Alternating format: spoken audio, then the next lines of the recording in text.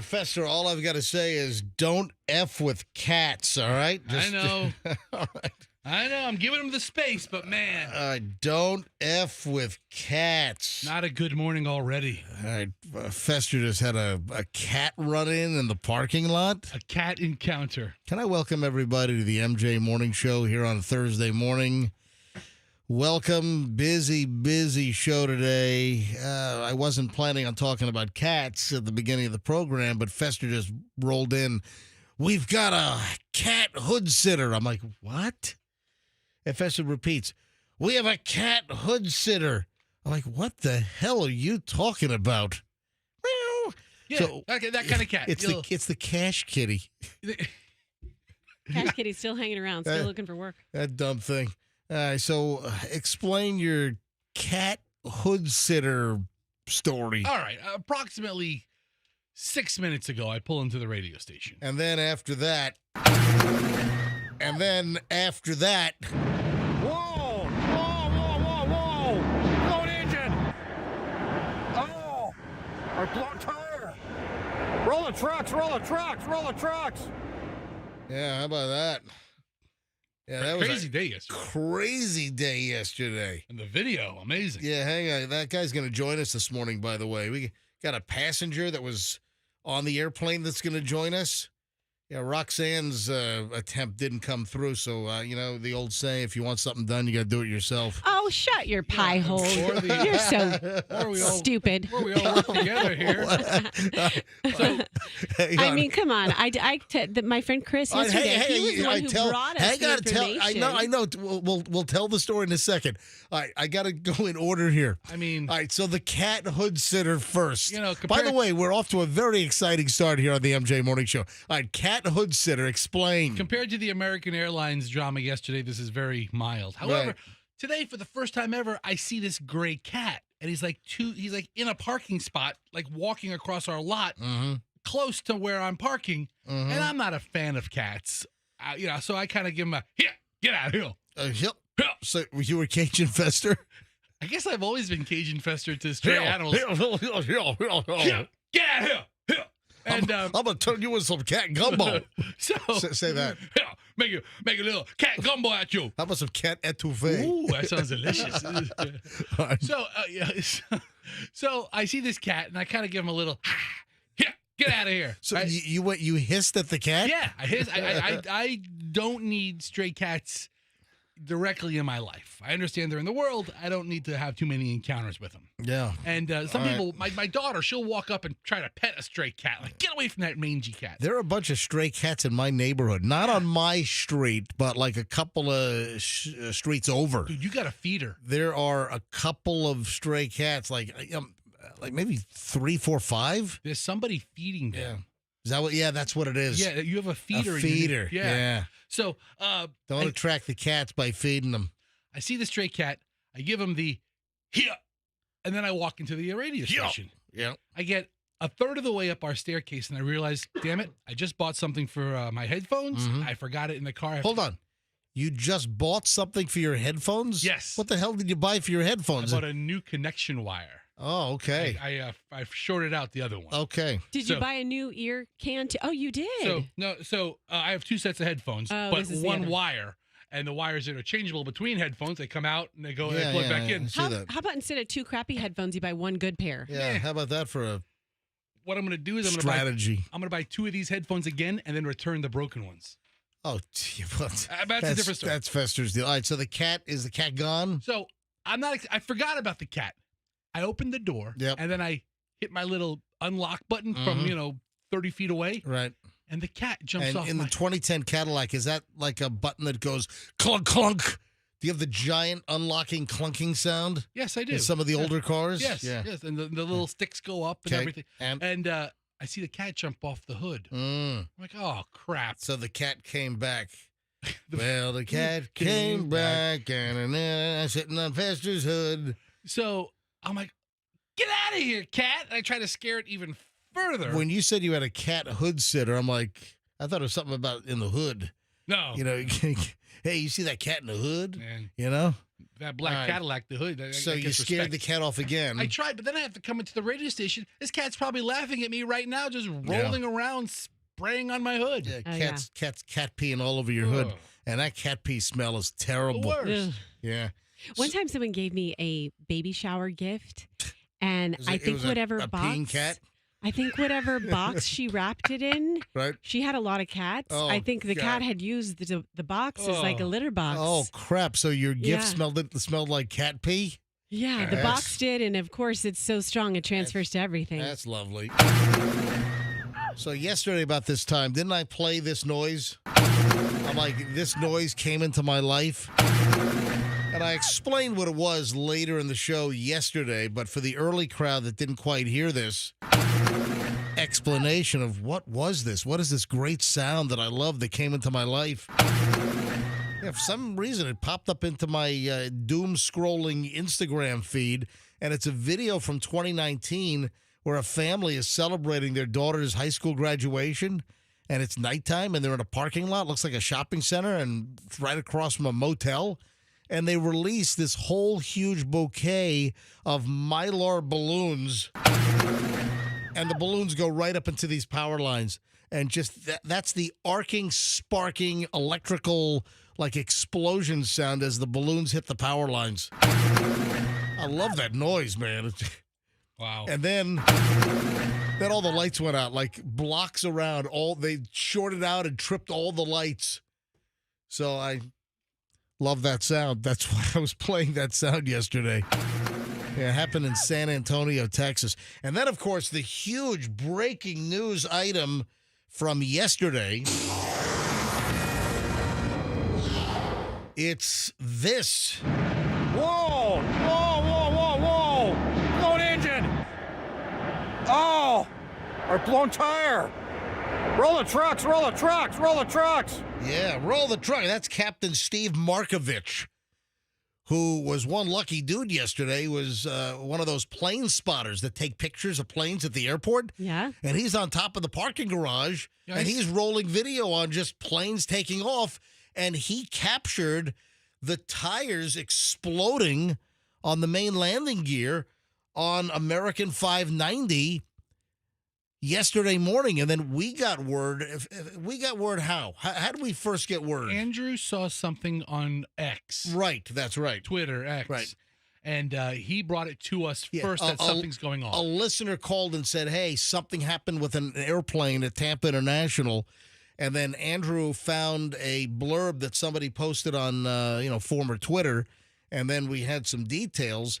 And then we were able to surmise that it sounds like it's a blown tire. No, our friend, my friend texted and said is that what that's it was? Yeah, Okay. we weren't able to surmise it. Right. So then Roxanne's friend, I guess, texted that they had a friend on the airplane. Yes, and they'd popped tires on takeoff and caught on fire. Right.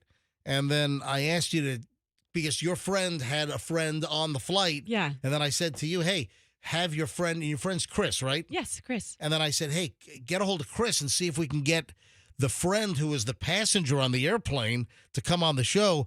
And then you just told me when you walked in that it's not going to happen because the person is scared. Yeah, she is. She's traumatized. So I said, Chris, MJ just called me. We were wondering if we could talk to your friend that was on her flight and blah, blah, blah, et cetera, details about the show. And I'm all scared and confused. I don't want to go on the show. I'm scared. And now she'll never want to come on the show. Yeah. So he said she was kind of stressed last night about the flight just in general, and she's scared of flying. Well, I do have somebody. Good. Because a listener Instagram instant a listener instant messaged me on Instagram and said that her mother-in-law was on the flight, and she's like, sure. Yeah, she lives in town heading to Phoenix but lives here, and said that her mother-in-law will come on. So later on, 8 o'clock, we're going to talk to the dude that actually took this video. Emergency, emergency, emergency. They're on fire. So we're going to have Captain Steve. There's 590. Oh, my gosh. Where's the trucks? Where's anybody? All right, so we're going to have him on at 8 o'clock, and then right after him, we're going to have a woman that was on the flight, and her seats were like right above the landing gear. Oh, wow. Yeah. Ooh. So 8 o'clock this morning, it's going to be very exciting here on the MJ Morning Show. The rest of the show is going to suck like you wouldn't believe. Yeah, so tune out for a couple hours. Yeah. Don't tell me. I'm joking. That's what you just said. You said it's not going to be exciting. I'm joking. I'm kidding around. Maybe go back to bed. The whole show's going to be great. Okay. All right, hang on. Just getting rolling. Back in a minute.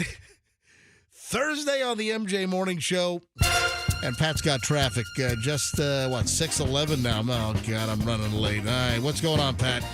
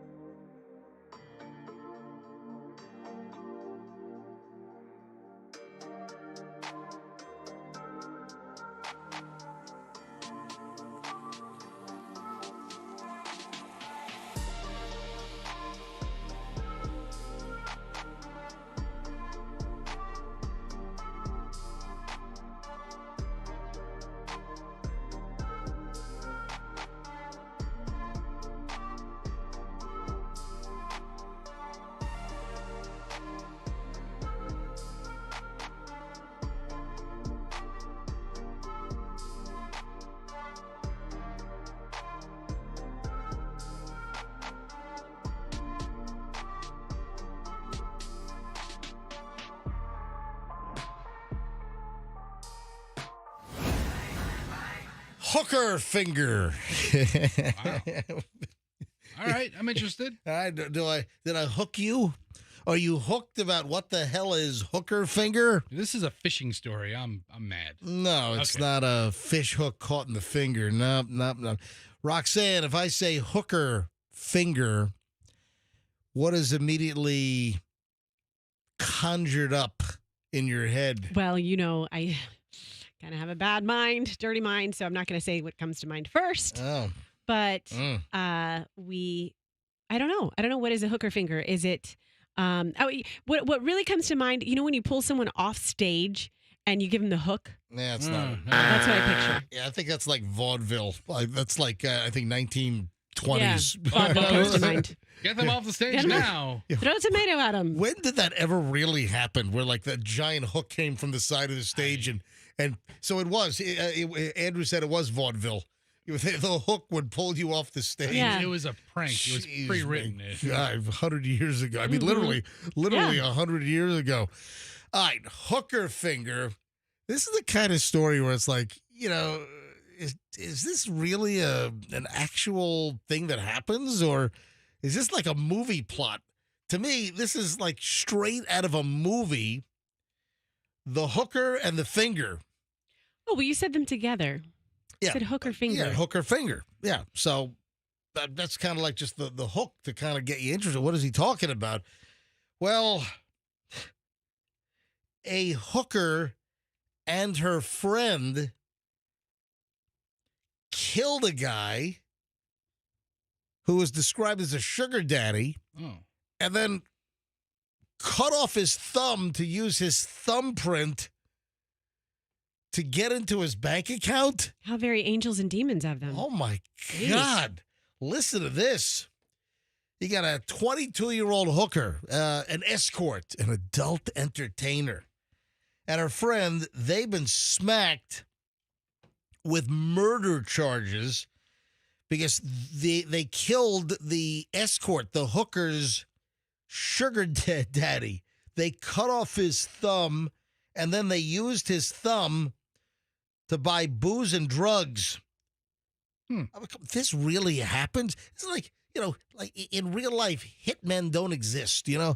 Well, they do, but not everywhere. But in most cases, if you try to secure the services of a hitman, you're in the middle of an undercover police sting operation, all right, or an FBI deal. Tiffany Taylor Gray, who was involved in prostitution, is accused of luring a 53-year-old guy named Fasil Tekel Mariam. Okay, what is that? Is that Irish? Yeah, that's Irish. Yeah, I'm guessing some kind of Middle Eastern deal, or Turkish or something. So this 53-year-old guy was lured by these two women to his apartment on April 1st, and he was struck in the head multiple times. And a witness told police that they saw Taylor, this is the hooker, the escort, this Tiffany Taylor Gray. One witness told D.C. police that they saw her utilize the dead guy's thumb to get money from his account. And I know that you have biometrics on multiple devices. On my phone, I've got facial recognition, or there's a fingerprint reader on my phone, on my Pixel 8 Pro. My God. And witness number 5 told police that Taylor paid for an Uber, bought weed and alcohol with the use of the dead guy's thumbprint. Wow. And then the other woman is Gray, and she's the alleged accomplice here. And I'm sorry, Gray is the hooker, and then the accomplice is Audrey Miller, and she's 19. My God, you have a 22-year-old hooker and the 19-year-old friend. Is that kind of young to be, involved in murdering a guy, cutting off his thumb? This is insanity. The dude was found dead like 5 days later Oh. in his apartment. So I didn't know that phones can't tell the difference between a living thumb and a dead thumb. If you've got a fingerprint. Yeah, this has That's been a like good the question. subject of like TV and movie plots. Yeah, that's what I was referring Right. to earlier. If you've read Dan Brown, he did Da Vinci Code Yeah. and Angels and Demons. I Yeah. can't remember which book, Right? but there was a guy. It wasn't his thumb, but the guy's eyeball was cut out, and they used the Oh, eyeball to access For things. the iris scan. Yes. Yeah, so you have all these biometric kind of login or access deals. And I'm just trying to think of some movie plot where they needed to get into like the secret nuclear bunker and you had to have like all your fingers or palm print. Yeah, the whole and handprint. like they cut off a finger. I know I've seen this in multiple cases, and it's fiction though. It's like a TV Yeah. show or a movie where they cut off the finger or the hand. They use the palm print, the fingerprints to gain access. And off the top of my head, I can't think of exactly what I saw, but I think I've seen this multiple times with multiple. And you're saying in one of the Dan Brown books, I'm certain of it. they Yeah. cut out the guy's eyeball. Mhm, What, like and- with like a watermelon scooper, I mean, you'd have to Pretty keep much, it in that's contact. the- like a cantaloupe scooper. That's the best way to do it. Oh, really? But what a nutso story here. So the dude was never seen alive again. And I'm looking at the two mugshots of Tiffany Taylor Gray, 22-year-old hooker, and then her accomplice, the 19-year-old Audrey Miller. She's smiling in her mugshot. Yeah, they don't realize the implications of what they've done yet. Wow. So that's the explanation of the hooker finger. Why So didn't- creepy looking at the surveillance footage Yeah. of them. That just like gives you chills. Yeah, Like this well- poor guy has no idea he's about to get. Yeah. Yeah, of them walking into his apartment. Yeah, Yeah. exactly. There's all kinds of evidence in this case. But you know what this comes down to? You just can't trust a hooker. You can't ultimately trust an escort. At the end of the day, you really can't. I was pickpocketed by a hooker. Really? Yeah. Okay. Where? In New York. I don't think I've ever told this story. Yeah. What'd they get? I was, I think like $20. Okay. I was walking, and Michelle gives me crap about this. You know what? It's going to take a little more time to tell the story. Okay. Here's what I'm going to do. So you and Michelle were looking for hookers? I No, know, this is no, getting no, no, crazy. no, Looking for a no, third? no, What's this no, stuff? no. Threesome? And then there's the deaf model. So, and Michelle won't. Michelle brings up this deaf model that I dated in New York City, and I didn't date her. All right, so the hooker that pickpocketed me and the deaf model. Here's what I want to do. I don't want to get too late here. I'm going to take my break, and the minute we get back in just a few minutes, I'm going to tell you about the hooker pickpocket deal and the deaf model, and then we'll get into early morons in the news. Deal? Deal. All right, we'll get to all that. You got to hear this, man. I don't think I've ever told. I don't know if I've ever told either of these stories. How many years ago did the hooker happen? The well, pickpocket? they're both at the same time. Okay, all right. All right, because I was actually coming back from the deaf model's place. I think I've heard deaf model stories. Well, hang on. I'll make it all crystal clear next here on the MJ Morning Show on Q105.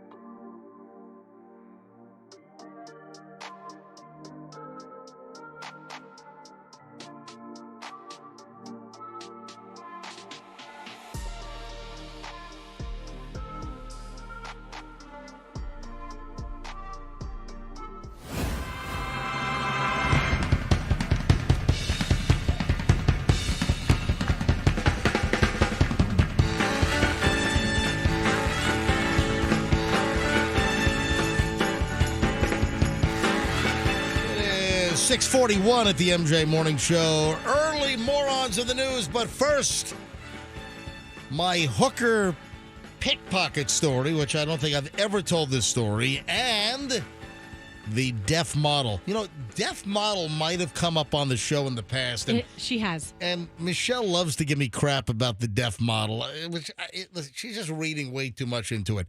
Well, it turns out that I was walking back from the deaf model's place. We went to dinner somewhere, and this is this was not a girlfriend. This was like a friend that I was introduced to, and it was not like a romantic relationship. Never got to that point. It might have, but I wasn't really interested because, Michelle was on my radar. And this was, well before I proposed to Michelle. Okay. I met Michelle back in 1987 or 88. First met her.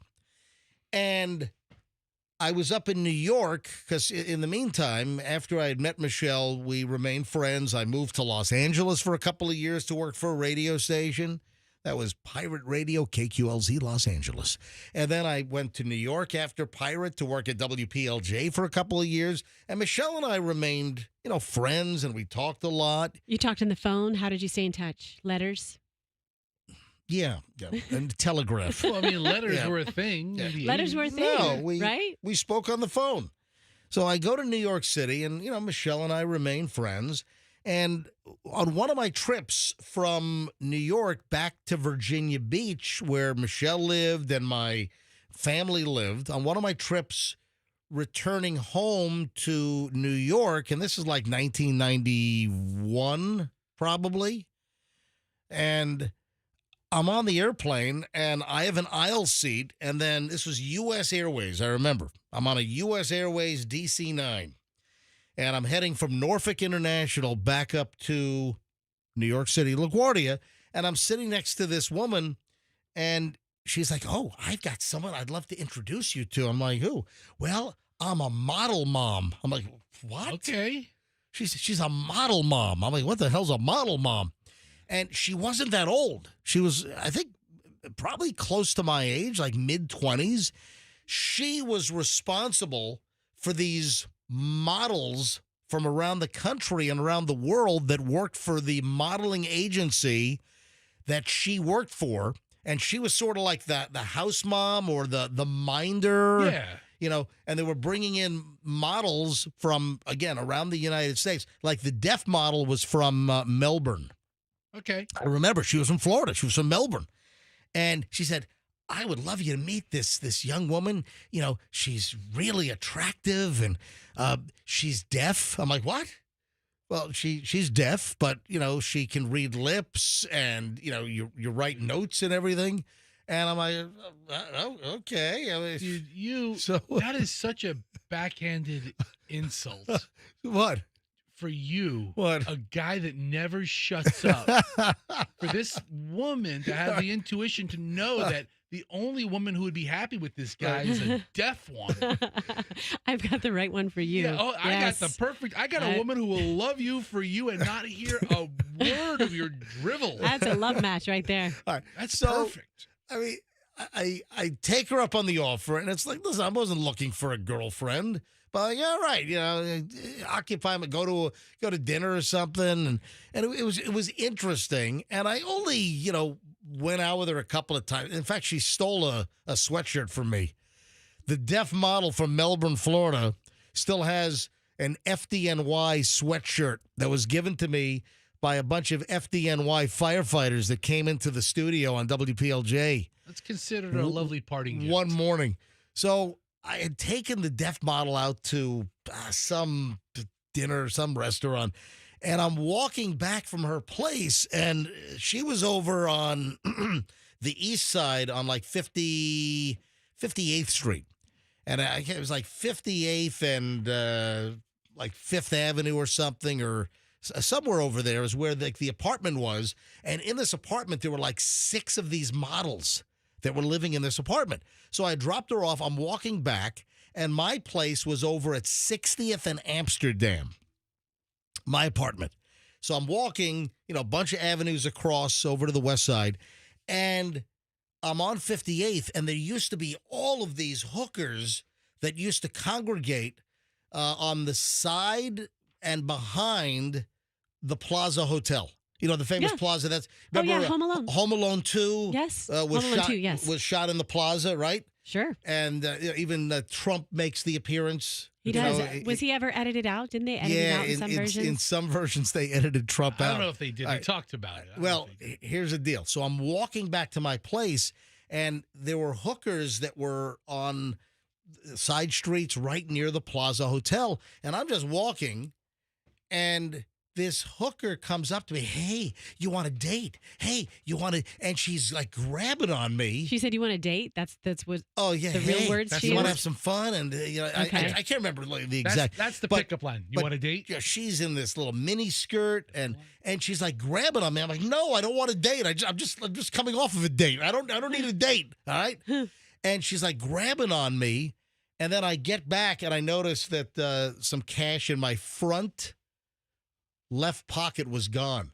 So that was the ruse, obviously. So during her like grabbing me, that was like a gypsy distraction move. You got to be careful. Like if you're in Rome, if you're running around Italy or other parts of Europe, you got to watch out for those little gypsy kids. Yeah. Because did you have a gypsy kid problem? Where they've run a lot of the gypsies out of Italy and the tourist locations, but that was a gimmick they would do. The gypsy kids would come up to you. Oh, please, can I have some? And they're like their hands, like you get swarmed by like 6 of them, and they'll like grab at you. And another trick is that they're begging and looking for money, and they'll have like a piece of cardboard and a newspaper, and they'll kind of come up to you and kind of shove it in your stomach, and then they're like cleaning out your pockets below, and it's a distraction tactic. But that's what the hooker did. The hooker was distracting me, and the encounter was like 10 seconds. I'm like, no, leave me alone. But it was enough for her, as she was grabbing me, to get into my front left pocket and take out a wad of cash. It wasn't much. It was like $25 or something. But I get home like, son of a, and I got pickpocketed. I got hooker pickpocketed. What if the deaf model took the money? Ooh, no. And she's that- just sitting yes. back in her apartment. No, I'm not because going to see this guy again. Nope. Because I know that I had my hand in my pocket after leaving. As I was walking, I remember feeling the money, and the money was in my left front pocket. So I was pickpocketed by a hooker leaving the deaf model's place What a night. on right near 58th and 5th. Or, 58th and 6th, actually. I think it was 58th and 6th Avenue. In that vicinity is where I was pickpocketed. So she was good. She just got in there and distracted you. Man, she had sleight of hand going on. Yeah. She had all kinds of little hand tricks. Yes. You only experienced a segment of them. The hooker with the hand trick. Yeah. Look at that $20 of botch. Yeah. And if Michelle is listening, now she's going to give me crap about the deaf model. You package them into one story that she can. Do you she can give you crap remember about two things? By two the way, people. I forgot what the deaf model's name I was was. about to say- I can't even remember her name. I I just was remember gonna ask. she was from Melbourne, Florida. Did she ever make it? I have no idea. I mean, did she ever? I think we would have known. Maybe. I have no idea. Maybe we wouldn't have heard about it. I've got no text and no phone call from Michelle, so she must not be listening. She's sleeping still. Yeah, regarding she kind of weaves in and out. When I leave in the morning, when I leave the house in the 5 o'clock hour to get here, she turns the radio on my nightstand on. So she kind of weaves in and out of consciousness during the course of the show. So Michelle knew about the deaf model. Yes, Okay, that's what I said. But she knew about her well. Yeah, I mean, Michelle bet still you. she's still good. As a matter of fact, I bet you.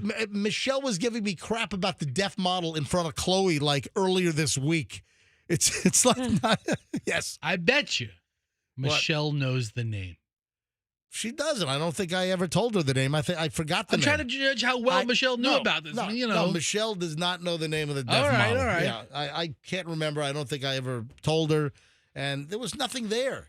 There was no relationship. It was like just a couple of dates. Such a match was made it. in heaven for you. Yeah. Oh my God, you would have been perfect. From the lady sitting next to me in the middle seat on a U.S. Airways jet from Norfolk International to LaGuardia. You'd go home today to deaf Deborah. She'd just smile and nod at you and not know what the hell you're saying. Have no idea what you do for work. So I didn't get to morons in the news, obviously. So here's what I'll do. I've got a good pile. We'll roll right into morons in the news next. The minute we get back here on the MJ Morning Show on Q105, so stand by, please. Yeah, good stuff today. If you're looking for a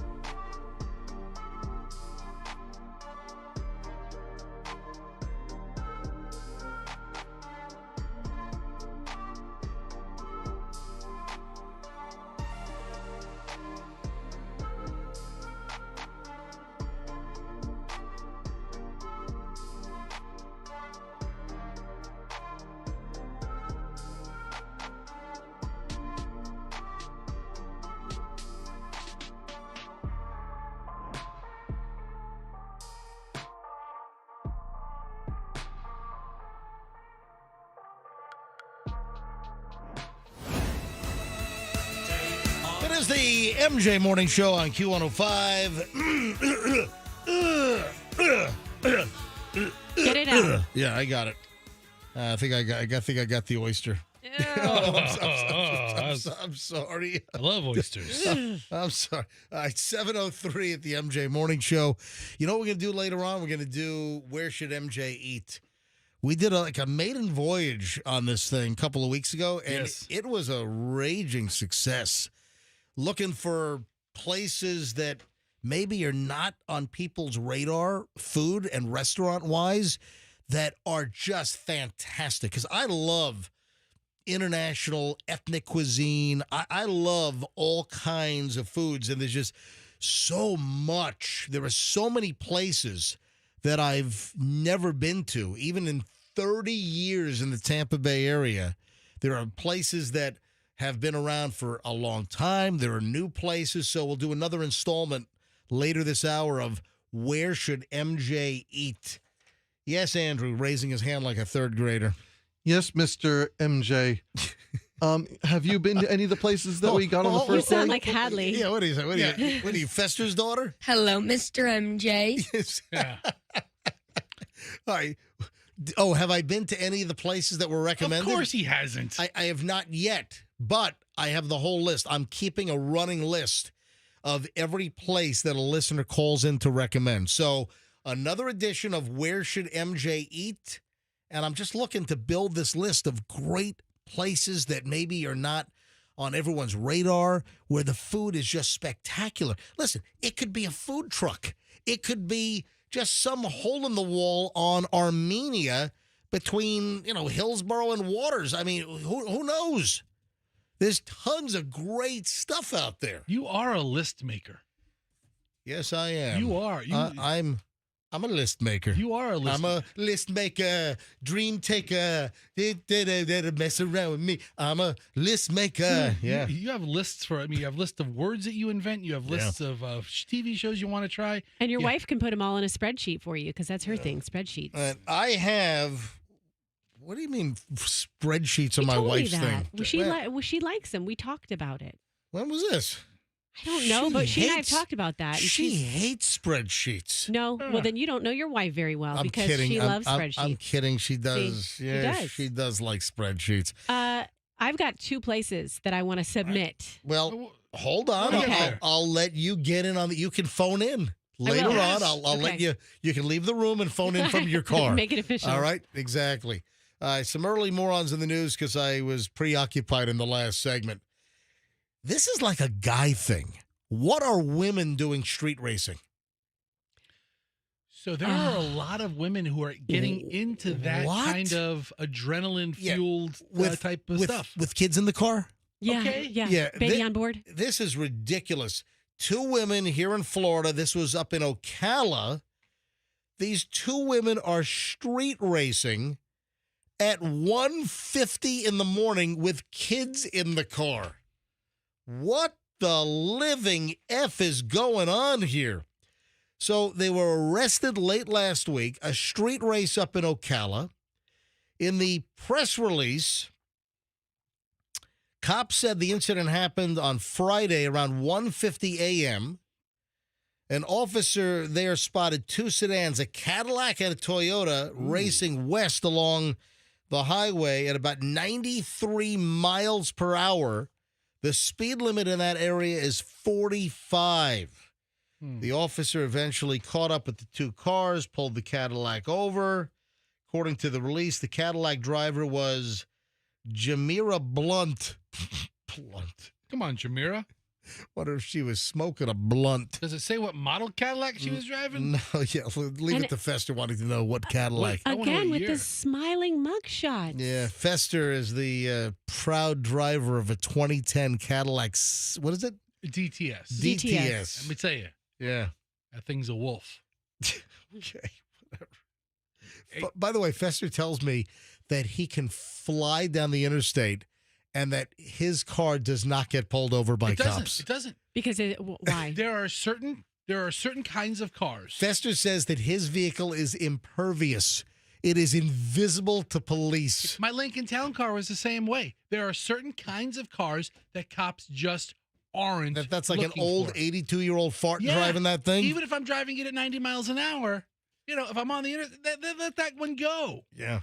I'm waiting for you to hit the gas instead of the brake, and because your car is the kind of car that an 89-year-old guy drives Hey. through the front of a supermarket in. When can I pick you up again? Yeah. Hit the gas instead of the brake. Another old fart makes a big mistake. Next time I pick you up, I'll plow right through a place. We'll have nothing but a good time. Hey, remember last time I picked you up? It was a little herky-jerky. Yeah. Got the brakes done and new tires. Oh, great. Smooth. Keep dumping money into this Smooth. thing. Yeah, makes sense. Let me tell you what else Anyway, make payments. So according to the release from police up in Ocala, the Cadillac driver, Jamira Blunt, 22, and she had a 15-year-old in the front passenger seat, okay? That's not her child At then. 1:50 in the morning. No. Let's say. Unless she had the kid when she was 7. I mean, all options are on the table, but that's just not likely. Maybe she was babysitting. Maybe. I think there is like a world record for the youngest mother, and I think it's like 8 or 9 years old or something. Yeah. But Hey, Andrew, look up youngest mother on record. okay, that's not Jamira in this case. All right. It could be her sibling for crying out Now, loud. the other driver was Kiera Johnson, 22, who had an 8-month-old child in a rear-facing car seat. I will give her credit Good job, for Kiera. having the 8-month-old in a car seat, and it was properly rear-facing, because car seats for infants and small children should be rear-facing up until a certain height and weight. Not necessarily age. It's height and weight. So investigators said that 2 women were arrested. They were both charged with child neglect and highway racing. Why neglect? They were with the children. Well, because you're driving at high rates of speed with kids in the car. Yeah, but it sounds like an endangerment charge more than a neglect charge. Hey, take a load of this story. Take a load of this story. Okay. All right. That was kind of a conflation of take a look at this story and get a load of this story. Yeah, okay, all right. But I'm going to go with take a load of this story. I'll take your All right. load. What do you got? All right. Ohio police chief fired for refusing to take a drug test after the mayor of the city said that his office always reeked of marijuana. I love that. It's like, no, I don't smell anything. What are you talking about? What the hell? Nope, not me. Oh, my God. This is New Miami, Ohio? Where the hell is New Miami? Isn't that where Ben Roethlisberger went to school? Okay, so I've heard of Miami, Ohio, but I never heard of New Miami, yeah. Ohio. it's Okay. right next to each other. Well, thank you. It's like Port Richey and Newport Richey? Oh, there you go. That's a good example. Look at that. I have no idea. Ohio police chief is out of a job because he refused to take a drug test after the mayor claimed that she always smelled marijuana that would knock you off your feet coming from his office. The New Miami Village Council unanimously voted to terminate Police Chief Harold Webb, according to a letter from the mayor's office, which was obtained by Fox 19 in Ohio, and it led to his firing. Yeah, Mayor Jewel Hayes Hensley claimed that Webb's office reeked of the devil's lettuce. I've heard of the devil's dandruff. That's the other one. Yeah. Yeah, The devil's lettuce is the weed. Yeah, all sniffing the. What is the expression? I think it was Better Call Saul. He would say, "Oh yeah, nose deep in the devil's dandruff." Yeah, but I never heard of the devil's lettuce for marijuana. Man, I mean, I don't think it's like that. I think the dandruff is more devilish than the lettuce. even right? on my very own show, I learn something new every single day. Every day. Every day there's something new. Can you imagine the police chief is just this weed smoker, and it's just like an air blast of burning cannabis coming out of his office, door closed, and the mayor said, "I need you to take a drug test." Yeah. The first thing that came out of my mouth, she said, was, "Who's been smoking weed in here?" The smell of marijuana could knock you off your feet. Before he was fired, the village's attorney hand-delivered a letter to Webb at his home, notifying him that he had until 5 p.m. the following day to take a drug test at the mayor's request or face disciplinary action. The former police chief arrived at the testing site, but reportedly refused to give a urine sample in front of a nurse as a witness, calling the whole ordeal belittling. You know what? You win. Fine. Police Chief Webb texted Hayes Hensley after refusing to take the test. This is the third time you've questioned my integrity. He told her that she would have his resignation that evening. Yeah, Webb was only a police chief for about a year. Claimed the odor was coming from more than 850 grams of marijuana that the department had seized in a raid in March. All right, that makes a little sense. That's a pretty good What cover.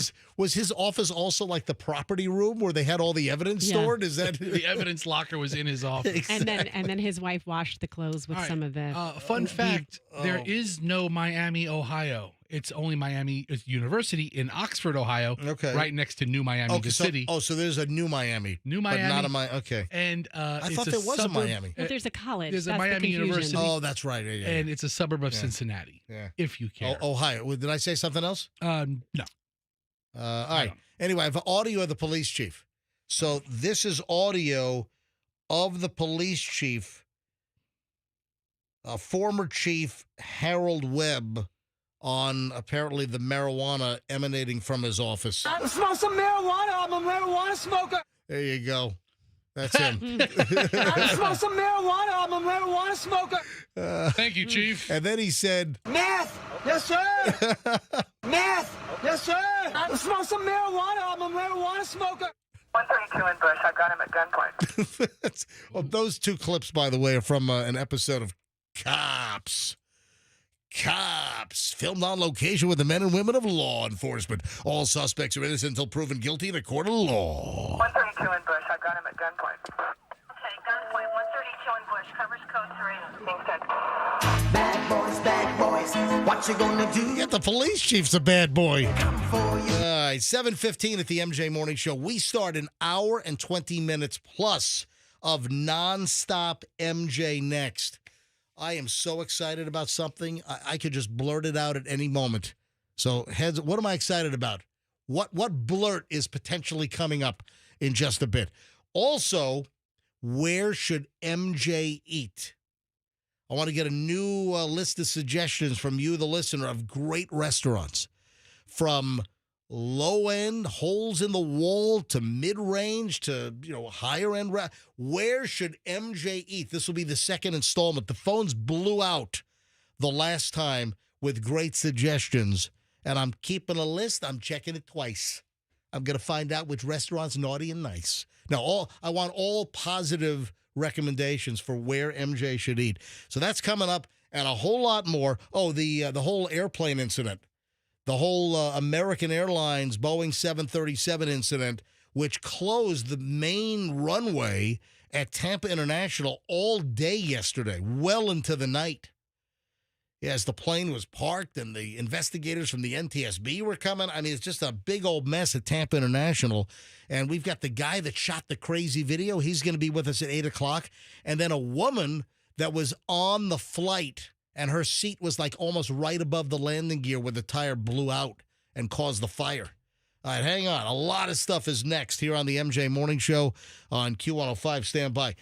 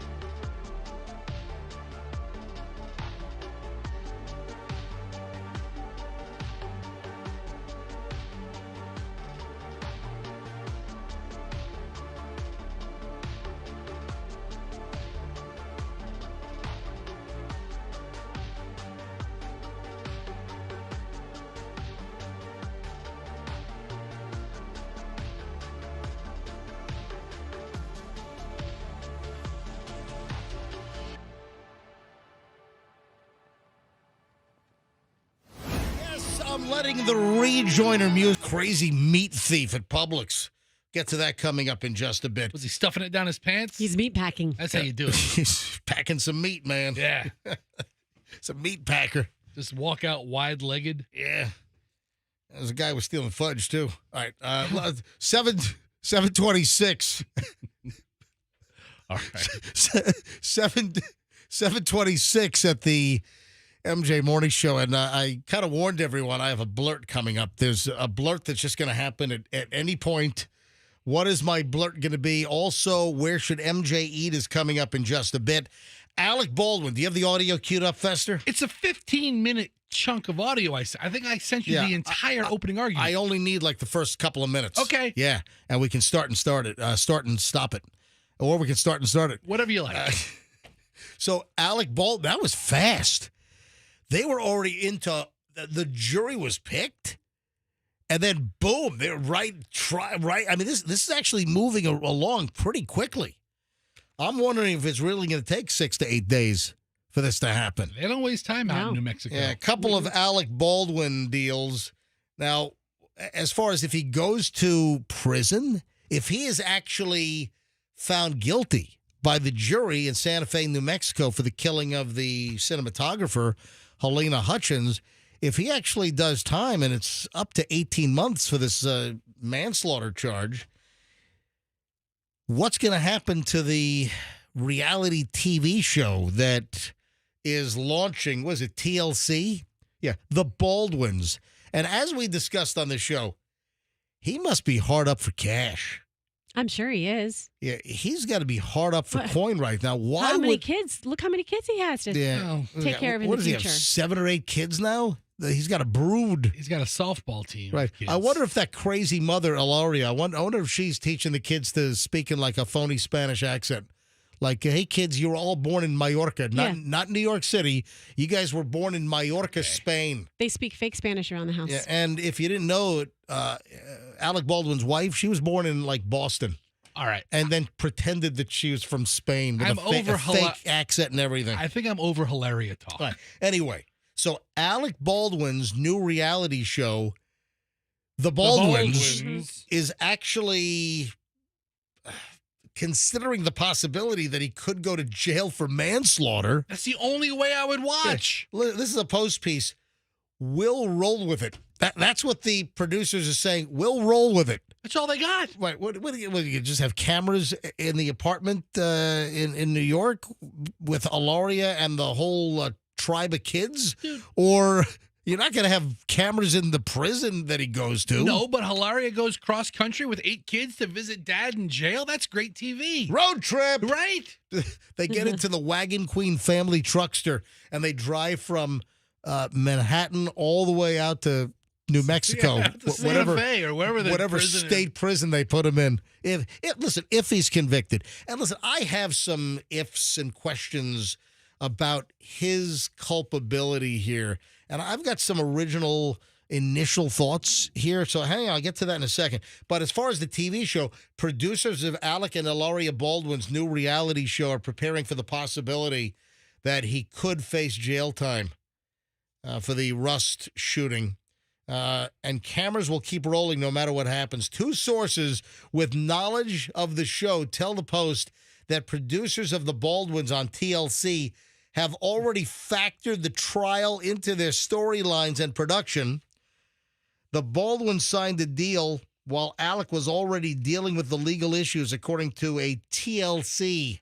Do they call it still the Learning Channel, or is it just TLC? It's just TLC. They TLC, dropped the Learning Channel in like 1989. The TLC doesn't mean anything anymore. Nothing.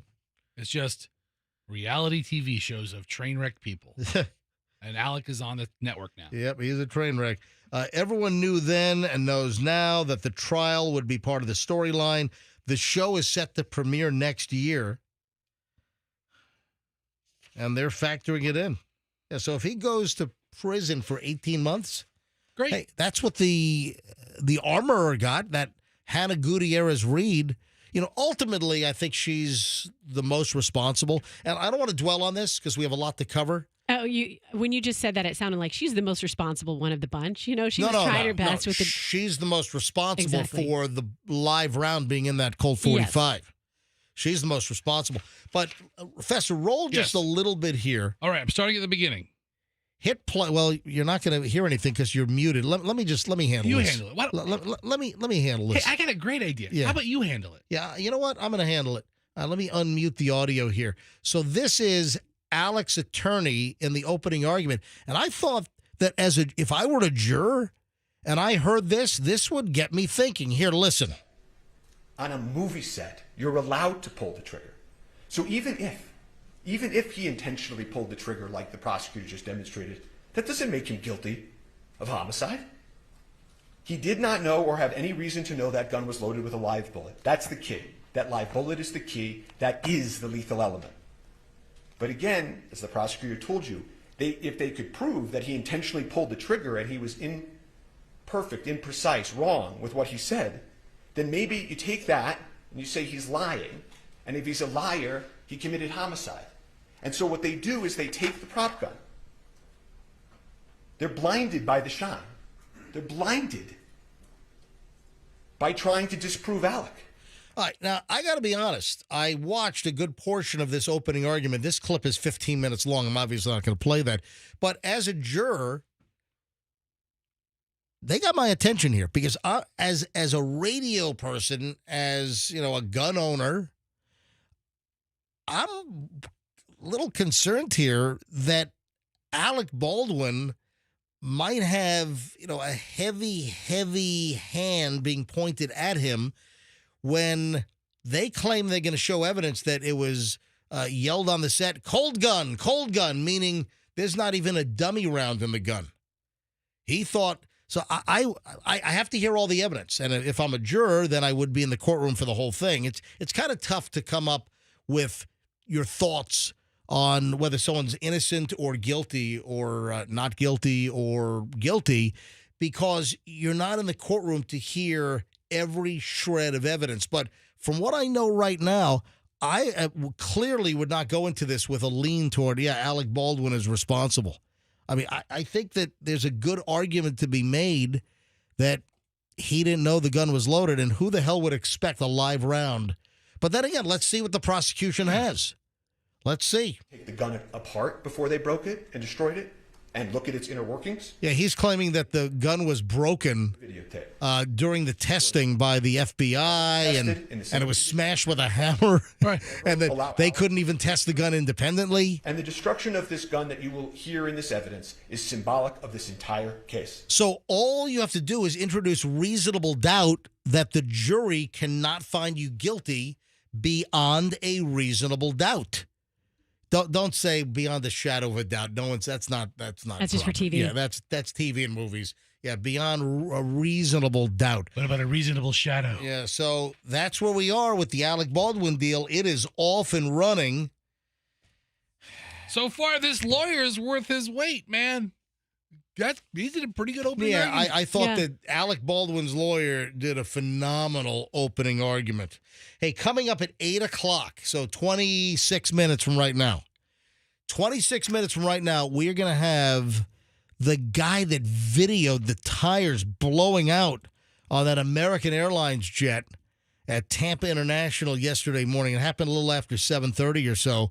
We found out about it a little after 9 a.m., and we were the only ones that had that for hours. Yeah, it wasn't on any of the news websites. Not one TV station or the Tampa Bay Times. No one had this story until like after 2 p.m. It was like crazy. It's like, what's going on here? We had the story on just after 9 a.m. about an American Airlines flight taking off to Phoenix from Tampa International, blowing tires. A fire ensued. The plane was evacuated. It was a pretty big deal.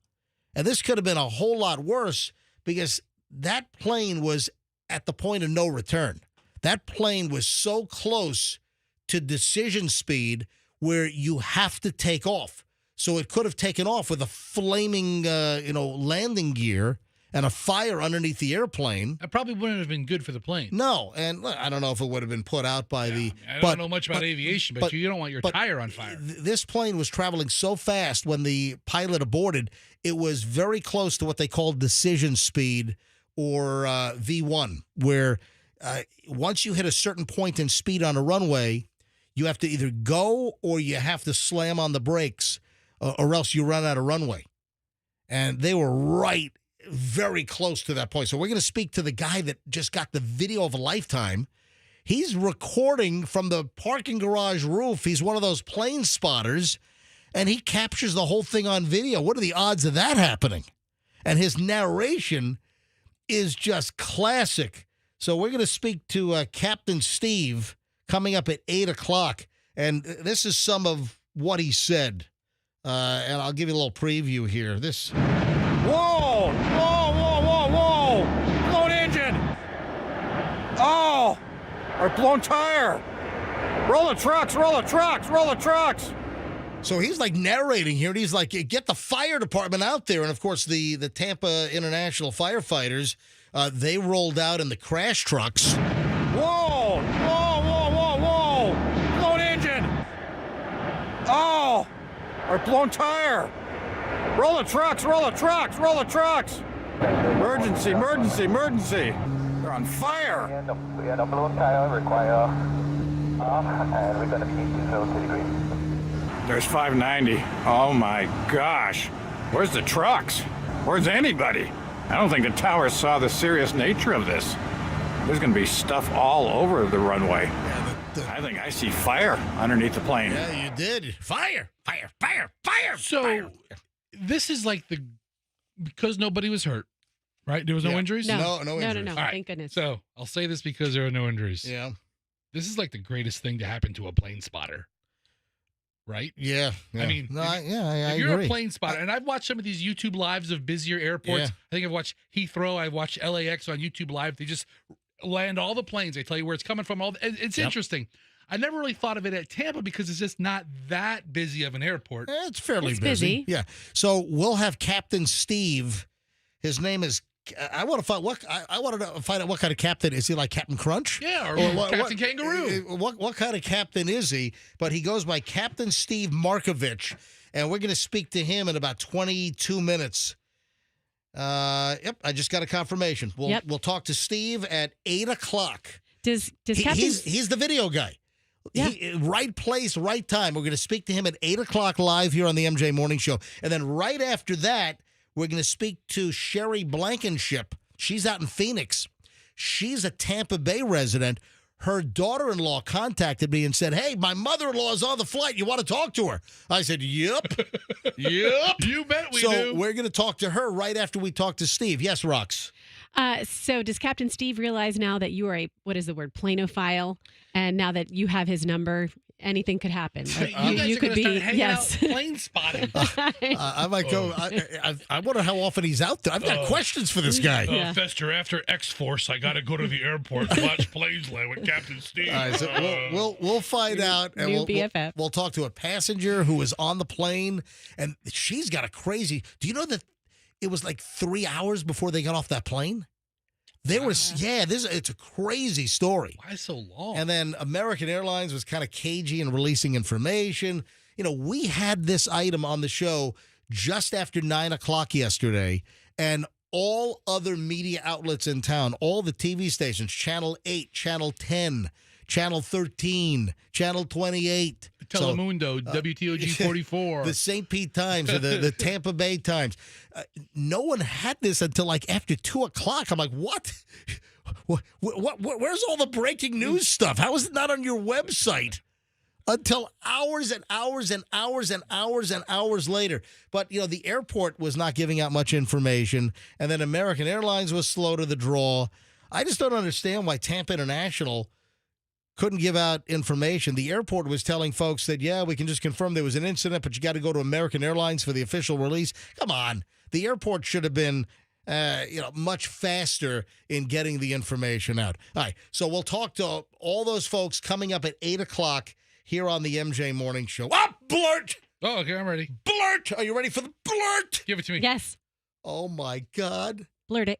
It's the blurt. I've been teasing you guys about a blurt. It could happen at any time. Here's the blurt. Oh, my God. I'm so excited. Oprah's favorite moisturizer is on sale for 30% off. That's a big deal, dude. Oh, my God. Oprah's favorite moisturizer. I'm doing some prep last night, and this story popped up. I'm like, this is incredible. Yeah, it's Hope in a Jar.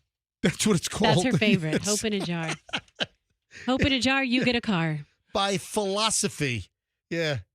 You get a moisturizer. You get a moisturizer. You get a moisturizer. Everybody gets a moisturizer. Okay. For 30% off. Are you making a joke about this? What do Sounds you like think? Well, What do you think, Sparky? listen, Christmas in July is right around the corner with Amazon Prime Days. Yeah. I mean, tell me your wife doesn't have like 50 things in a shopping cart ready to pull the trigger on it. She does not. Listen, people, this is a big deal. Amazon's going to do a ton of business, have a bunch of things marked down.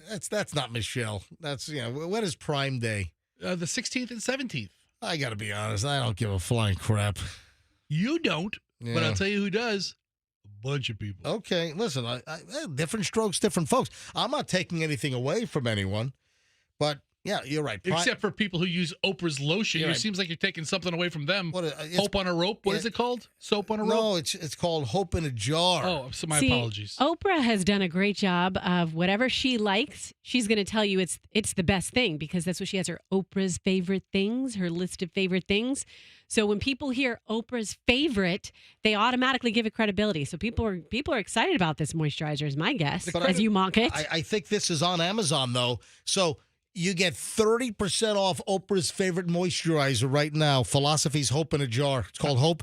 And right now it's like 30% off, according to the story that I saw, even before Prime Day. You know, I need something a little stronger than Hope at my age. I need Guarantee. Yeah. So it's regularly. Hope this works. Oh, you want Guarantee. Oh, you don't want Hope. Philosophy Guarantee in a jar. You want Yeah. Guaranteed moisturizer. Yes. You know, you're very dry and crackly. Very dry and You're crackly. very leathery looking. Mhm. Yes, very. I'm kidding around. You look just fine. Not totally kidding. No, I'm kidding. I'm joking. Okay. So, anyway, I'm just thrilled. I had to pass this along that Oprah's favorite moisturizer is 30% off. Doing my little tell you what, man. Oprah. Yeah. Regular Jergens works fine for me. All right, here's the deal. I want to go to Okay. phones. What do you mean, okay? Yeah, what well, he just said. What? Regular Jergens works fine for me. Mm-hmm. Yeah. It's the only one I've ever used. I bet. Oh, well, hold on. Yeah. wait, Do you think I don't use moisturizer? Roxanne, I go through a jar Yeah. of that stuff every 2 months. why do I sense a tone in your voice? Because everything that comes out of Fester's mouth is I should be reacted with a tone. I don't appreciate that at all. I am a moisturizer Wait, user. Are you honing in on the name Jergens? Listen, I sit next to him. He doesn't put Jergens on his arms. I'll tell you that right now. Listen, I put them on other places. Go through a Because his lot of arms them. are ashy. Roxanne, why? I do not have ashy arms. Look, I do not have ashy arms. Take it All right, back. hold on a minute. Why were you snickering and chuckling and chortling at Fester's use of Jergens? He's just the way he Why? said it. Jergens works for me. And as I said, I don't see evidence of Jergens right here. That's the beauty of me Okay. using Jergens. You're not supposed to know. I use it so efficiently. Head to toe. Jergens. That's just a funny name. It is. Jergens. It is. I use it all over. Head to toe, top to bottom, rooter to tutor. Jergens. Yeah. Jergens. Jergens Ultra Healing Extra Dry Skin Moisturizer. You and your Jergens, get out of here. All right, let's go to phones on. I don't appreciate this at all. What? Ladies and gentlemen, it's time once again for.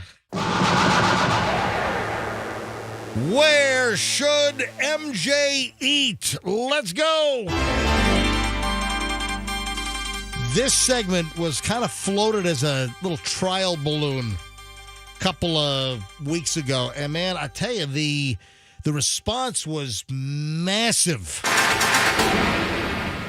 So I'd like you to go to the phones right now and give me new suggestions on where should MJ eat.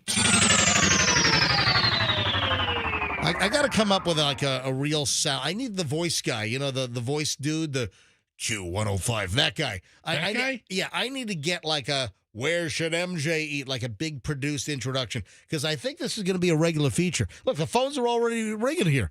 I haven't even given out the phone number yet, and the phones are already ringing. So this is simple. There are so many good restaurants, from food trucks to just, you know, hole-in-the-wall places to mid to upper range. And I'm just looking to build this list of great places, incredible food, you know, more specialized, ethnic. Where should I eat? I'm building this list of amazing places with amazing food, and the price point can be from like $1 sign up to $4 signs. You know how they do the reviews and everything. And that's what I want to know. Here we go. 800. Phones are almost loaded. I haven't given out the phone number yet. 800-990-1047. 800-990-1047. Call up right now with your suggestions of great places, incredible food, what type of food. I love variety. There's almost nothing food-wise that I don't like. And I love surprise, great places. I love variety. Yeah. Roxanne, why are you walking out of the room? You're in the middle of the show, and Roxanne's like getting up and walking out. It's something I said. I'm going to call in. I told Roxanne. The phone lines are jammed right now. Oh, that's- Roxanne. I want to be. I want to be like a caller. Yeah, I that's want to right. talk to you like a caller. You want okay? the full MJ Morning Show Yes, experience? I do. That's right, Roxanne. You don't have to call in. I want to call. Too late. Oh, Your plans she are wants to deceived. call in. She's got it set in her head. Do you know the hotline number? Because you're not going to get through on the regular lines. All right, let's go to phones here. Where should MJ eat? Let me get my little pad out, and I'm going to keep track of all these places. And you know what I probably should do? I probably should publish a list on our website of all the places that people suggest. All right, let's go to the first call. Where should MJ eat? Plinky. Okay. Plinky in Clearwater. Plinky, hi, you're on the MJ Morning Show. Good morning, MJ. All right, Plinky, where should I eat? Kelly's roast beef on Pasadena. Kelly's roast beef. Yes, they have the whole belly clams you talk about all the time. Oh, so they have whole bellies as well. Now, Kelly's roast beef, is that like a Chicago beef kind of place?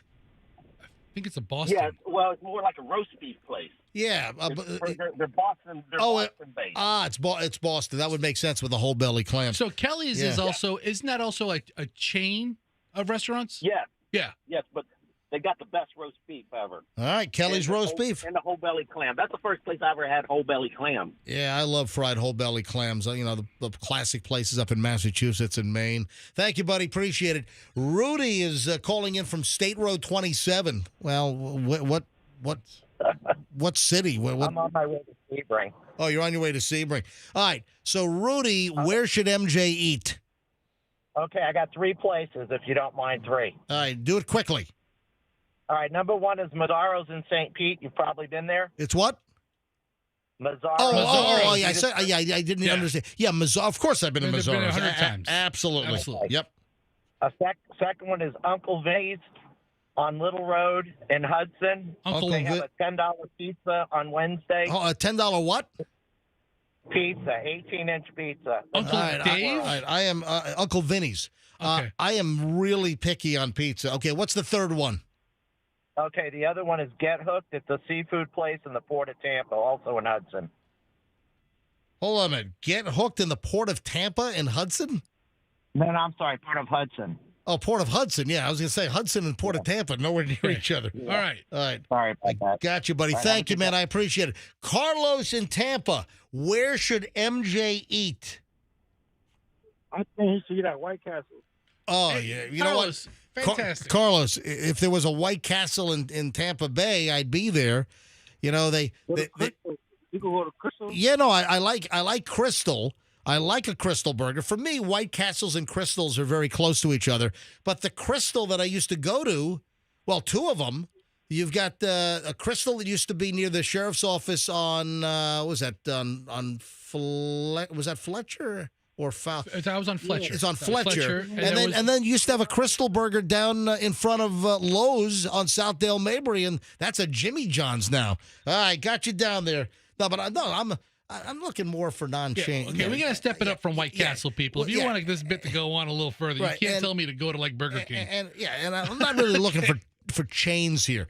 All right, phones are jammed. Let me grab Andy in Dunedin. Andy, where should MJ eat? Cafe Al Fresco, downtown Dunedin. Cafe El Fresco in Dunedin. Downtown Dunedin. All right, I got you. And why? What do they do well? Everything. Okay. What type of food is it? Oh, it's quite a variety. All right, so it's like what? Like a Denny's? No. Oh, I'm kidding. It's more like a classy IHOP. Yeah. All right, so Drinks. all right, Cafe Al Fresco, I got you down. Listen, I'm getting some great suggestions. And you know what I do is when I get these lists of places, I kind of go to the website, check out, everything. I'm kind of making notes. I'm going to start hitting these places. You know what we're going to do, Fester? We're going to start hitting some of these places for lunch. Lucky me. Yeah, absolutely. Cafe Al Fresco describes themselves as an American international restaurant. Well, there you go. Jesus on the MJ Morning Show. Jesus, where should MJ eat? MJ, you should go to a place called Laborios. It's they serve excellent Cuban sandwiches, all kind of Cuban food, and when you say, hey, I wanted to go, hey, even if you sit there and eat, they're going to stuff the heck out of the place. Yeah, you know what? I have heard of it. Now, where is it located? It's off a causeway. Yeah, you know what? I've absolutely heard of Laborio's, and, you know, it has been on my radar. Thank you, Jesus. All right, let me clear out these lines, and then we got to move on. But phones have exploded. Oh, and Roxanne's on hold. You know what? Let me grab Roxanne now so she can get back in the studio. Hi, good morning. Let's go to Roxanne. Hi, Roxanne. Hey, I'm so excited to be on the show. It took me a while to get in. Yeah. Busy. Yeah, lines are very jammed. Yeah, first time, long time. I listen every day. I listen every day to every word you say. Yeah, you're forced to. Yeah, it's folks, it's Roxanne who left the studio once she wanted to call in. Roxanne, where should I eat? Okay, I have two places for you. Yep. My kids love Minano, if you like ramen. It's a new place off of Sheldon, not too far. You and Michelle could just shoot down, 10-minute ride right by Costco. Okay. And then it's called Minano's? Minano, and it is ramen. It's not cheap. Are you sure it's not Menudo? Ooh, I love Menudo. It's not Menudo, it's Minano. Okay, Minano. How do you spell it? Minano. Maybe it's Minano. I don't know, but I know how to spell it. It's slowly. Do it again. What? Minano. Okay. Minano ramen. Okay. Gotcha. All right. Minano ramen. And Roxanne, what's the second suggestion? Okay, I'll get to that, but it's got total Japanese vibe. All right, caller, we have to move on, caller. All right, listen, caller, quit rambling. What's the second place? The second place is Terra Sewer. Have you been there? It's off of Ehrlich. Hold on, say it slowly. Terra Sewer. I'm nervous. I'm a first-time caller, long-time listener. You know what? You sound a little chatty for a first-time caller, I'm being honest. Exactly. No, Terra Sewer, that's a Peruvian cafe you mentioned the other day off of Ehrlich Road, up kind of by Northdale. Roxanne, thank you I love Peruvian food, and especially I like guinea pig. Yeah, they're delicious. Yes, I want a guinea pig sandwich. A little chimichurri sauce on it. It's fantastic. I want some guinea pig over rice. All right, so Roxanne, get back in here, okay? I'm having fun role-playing. What? I'm having fun role-playing. Do you wear costumes? Are you a furry? I've actually walked out to my car. I'm in my car. It's like a drive-through. Roxanne's doing the whole. You're not in your Roxanne's car. full effect. She went out to the parking lot. She's calling in from her car. Roxanne, toot your horn. If you're in your car, hit your horn. She's down the hall. She's not in her car. She's not in her car. No. Oh, she hung up. Yeah. Yeah. All right. I'm going to go through Ken, Robin, Lenore. I've got Alberto, Michael, Mike, and then I'm going to move on with this edition of Where Should MJ Eat? It is 7:55. Oh, I've got the airplane guy that shot the video of the American Airlines landing gear blowing out and catching on fire. He's coming up, and then a passenger on the flight's coming up, all at about 8 o'clock, so minutes away from right now. Ken, St. Pete Beach, where should I eat? Pia's in Gulfport. Pia's, P-I-A apostrophe S? Yep. All right, what kind of food? What kind of food is Pia's? Italian. Yep. They got seafood, Italian. It's great. All right. Thanks for the suggestion. I appreciate it. It looks really nice. Let me grab Robin in Winter Haven. Robin, where should MJ eat? Good morning. You should eat at Food and Beer in Lakeland. Food and Beer in Lakeland? Yes. It's off of Florida Avenue South, 3615. Hold on a second. Was that a suggestion the last time I did this a couple of weeks ago? It sounds familiar to me. I think there was a place called like Vine and I Stein didn't, but last time. it's a great place. They have wonderful specials. Their burgers are fantastic. All right. And then I have one more. It's called Craven Haven in Winter Haven. Craven Haven in Winter Haven. Well, you want me to burn a tank it was of gas? a food truck, and now they are going to open up a restaurant very shortly on Cypress Gardens in Winter Haven. Fantastic. Robin, excellent. Thank you very much. Mike in St. Pete, where should MJ eat? Hey, good morning. Morning, Mike. Where should I eat? Local pizza company. Have you ever had fried feta cheese? You know what? I'm not a feta cheese fan. You just said MJ's kryptonite. He does not like fungus cheeses or tart cheeses like that. No, it's or not soft really. cheeses. It's not tart. The soft cheeses. I don't like the cheese category that would contain like feta, goat's goat cheese. Goat cheese is so good for you, though. That's blue cheese on the upper end. I don't like those cheeses. So what else do they? And what's the name of the place? Local, Local Pizza. Where is it located? 62nd Avenue North. 62nd Avenue, seen St. a Pete. lot. All right, how's their pizza though? Because I'm a pizza critic beyond belief. Pizza's great. All right. Do you like gyro? Yeah, I like gyro. I do like gyros. Me too. Yep. Okay. Yep. You can get it on pizza there. All right. Well, I get the gyro on the pizza. Well, I could get a gyro and a pizza. Oh, you know? I get them both there. Thank you, Mike. I appreciate it. All right, Michael is on the Skyway. All right, 3 more calls, then we got to move on. Michael on the Skyway. Where should MJ eat? Cacciatore's on Armenia. Cacciatore's on Armenia. So clearly, it's a Mexican place, right? No, it's Cuban and Italian. Oh, I was going to say, I'm joking. Cacciatore, like chicken cacciatore. Of course, it's Italian. So Cuban Italian. They got great hot food. Oh, great no. I've sandwiches. been there. You're talking about Cacciatore and Sons. It's the market. I've been there. Yes. Yeah. I've been. It's Cacciatore and Sons Market. Michelle and I have been there. Absolutely. Great place to eat. Thank you, Have a buddy. great day. You too. All right, 2 more. Alberto in Tampa. Alberto, where should MJ eat? At Arcoiris. It's 4001 Havana and Tampa Bay. All right, Havana. And what It's in Tampa Bay Boulevard. what's the name of it again? 4001 No. What's the name of the place again? Arcoiris. Spell it. ARCOIRIS. Oh, I've been there. Oh, yeah. Oh, no. I've been there as well. It's fantastic. I love that place. No, that. Very good. Michelle and I have been there several times. I call it Arco Iris, but it's Arco Iris. Yeah, that means like a rainbow. Yeah. Yes. Yeah, the Arco Iris. We actually talked about that place Yeah. maybe a year and a half ago. Yeah, or so. no, Michelle and I have been there a couple of times. I like that place a lot. Alberta, that is a good recommendation. You know what? It reminds me we got to go back.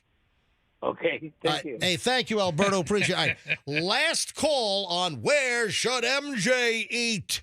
Lenore in Riverview. Hello, Lenore. Hey, MJ, how you doing? Doing fine. All right, where should I eat? Last call today. You should eat at Texas de Brazil on Boy Scouts. Yeah, that's kind of a chain. But yeah, I've been to Texas de Brazil. I have been there.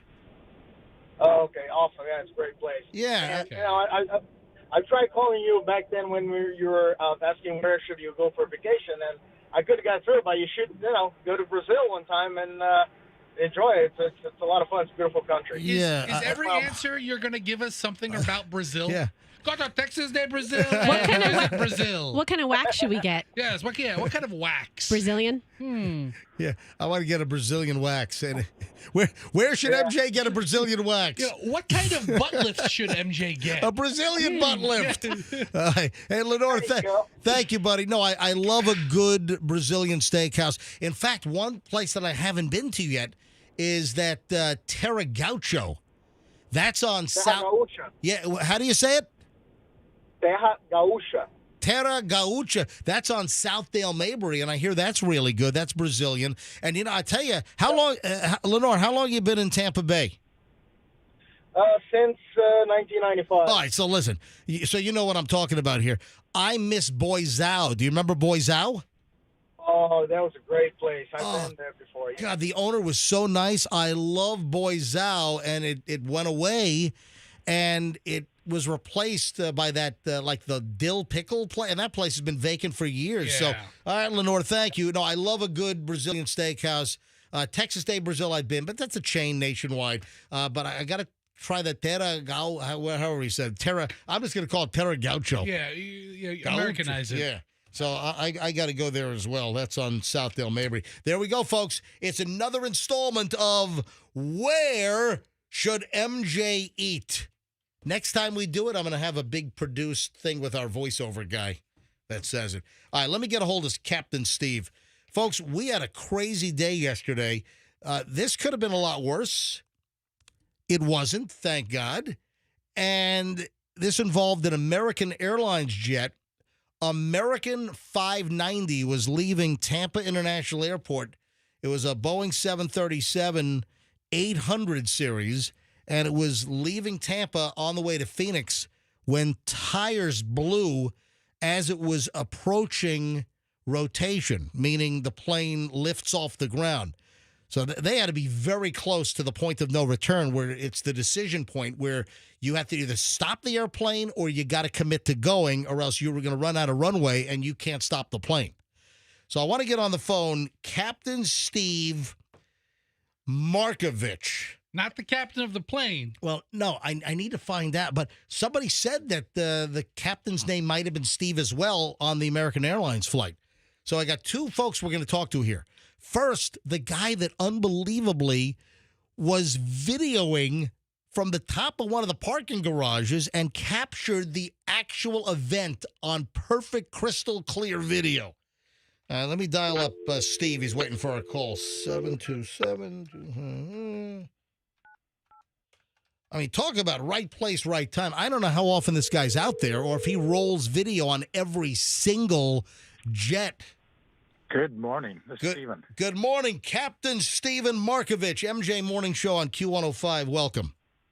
MJ, how are you, my friend? By the way, when I was communicating with Steve yesterday, he was like, man, I love the show. So I guess you're a listener to the show. Yes, and my buddy, Dan DiLoretto, sends his best. Oh, hold on a minute. Oh, my gosh, Wait a minute. small world. Hold on. You know Dan DiLoretto? Oh, yeah, we're longtime fishing buddies. Oh, wow. Dan DiLoretto, our former general manager over at Clear Channel over on Gandy. He's a good man. Absolutely. Wow. Yeah. Yes, he is. Incredible. All right, first of all, couple of things, and I got to play some of your audio bites. Your narration was fantastic, by the way. I was a little excited. Yeah, you were very, very excited, but it was fantastic. Yeah. All right, first thing, Captain Steve Markovich, if you're a fisherman, does captain refer to you're a fishing captain? I was a charter fishing captain, retired now. Ah, very good. And now you're a plane spotter. This is your hobby?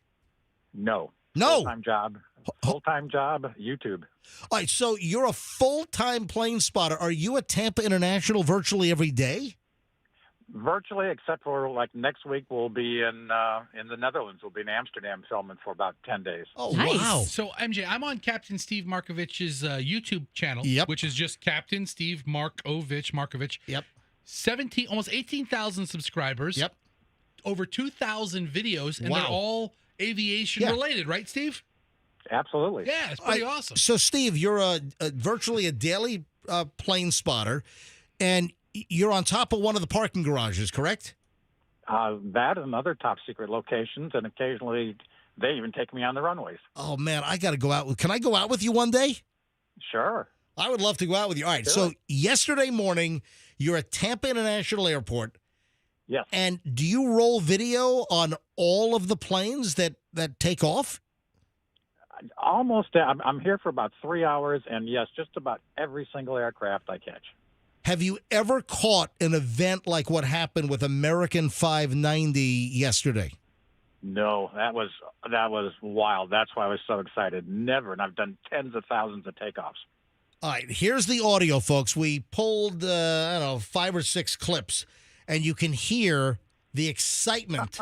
So Captain Steve here is rolling video on American 590. It is a 25-year-old Boeing 737-800. It was delivered to American in May of 1999. And this is Steve rolling video and realizing that something really bad was happening. Whoa! Whoa, whoa, whoa, whoa! Blown engine! Oh! Or blown tire! Roll the trucks, roll the trucks, roll the trucks! Wow, I mean, you were excited. So initially, Steve, you thought it was a blown engine, but then you quickly realized it was a blown tire. Yes. Yeah, it took me a second to figure out what's going on. I mean, I love this audio bite. Emergency, emergency, emergency! They're on fire! We had a blown tire, require off, and we're going to be 2 degrees. There's 590. Oh my gosh. Where's the trucks? Where's anybody? I don't think the tower saw the serious nature of this. There's going to be stuff all over the runway. I think I see fire underneath the plane. Yeah, fire. There was definitely fire. And Steve, you could also see the parts of the tire were littering that runway. Absolutely. It was closed for hours. It was closed into the night because I'm in the flight path. I live in Beach Park, so I'm just south. So when the airport is running, where the planes are approaching from the south, they roll over either Tampa Bay, which we Beach Parkers prefer, that they're on one left, all the way over the bay, and not over our houses in South Tampa if they take a one right approach. But yesterday, the one left and 19 right, the westernmost runway, that was closed well into the night. It was, I think at least 10 p.m. They closed that runway down. All right, here's some more audio of Steve, and you can hear him say, "Emergency, roll the trucks," and you're referring, Steve, to the fire engines, the Tampa Fire Department, which operates the fire department at Tampa International. Here's another cut. Holy crap, I think they're on fire. 780 Tampa Tower, roger, runway 1 enter left, clear for takeoff. Get somebody out there. Roll the trucks. Oh, my God. Where is everybody? 590's on fire, guys. Yeah, so you could see that once it pulled onto the taxiway off of the active runway, that the landing gear was on fire. There was an absolute fire. How long did it take for the fire trucks to get to the airplane, Steve? I don't know. The whole thing seemed so long, but I'm sure it was only 3 minutes or so. Yeah, and listen, that's a pretty fast response. You gotta, obviously everyone's got to get to the trucks. So that's a pretty fast response. 3 minutes sounds really, really awesome. But if you've got a plane on fire, 3 minutes could seem like 3 days. I get it. Yeah. So I'm looking through my lens on my camera, and all I've seen is parts flying in a fire, and with every second it seems like an hour. Steve, for you to be there and to capture that, that's like once in a lifetime, because there are just so few incidents with the 30,000 or so commercial flights every single day. It's like an enormous number. So could you believe what was happening? I mean, what went through your head when you saw, and you clearly processed right away that there was a blown tire? It just, I couldn't believe what I was seeing. I've seen tens and tens and tens of thousands of takeoffs and landings, nothing like this. And in my mind, I'm seeing parts.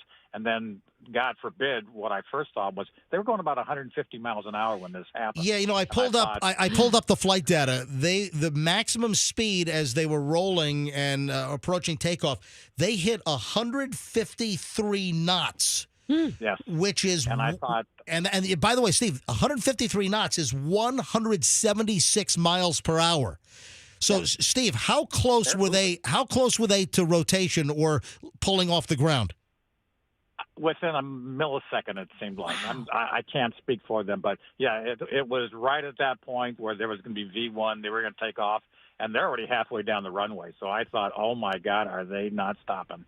Because if you go past V1, that is the decision speed where you have to either abort the landing or take off. Because you got V1, V2, you got rotate, and that's when the captain pulls back the yoke on a Boeing or pulls back the joystick on the Airbus.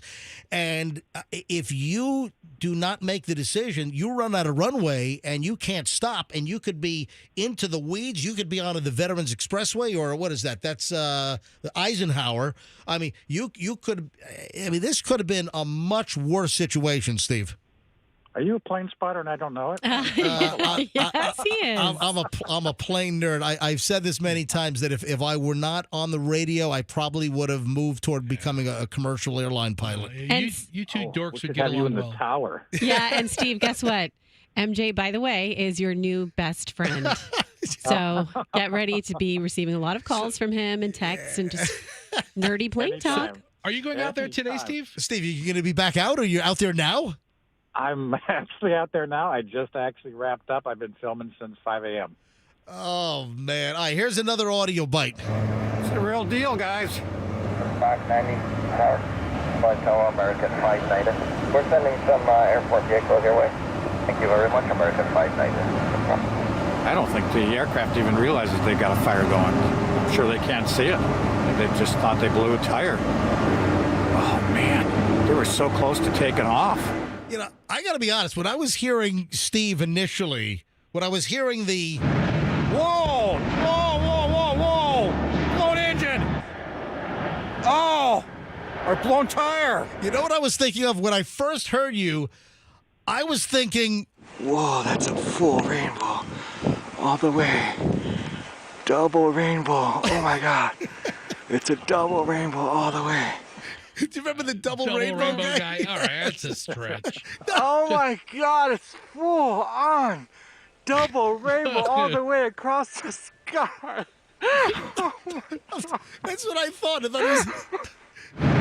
Whoa! Whoa! Whoa! Whoa! Whoa! Anyway, Steve, your video, before we wrap up here, your video was on CNN, on Fox News, on MSNBC. You were on all the local channels, obviously.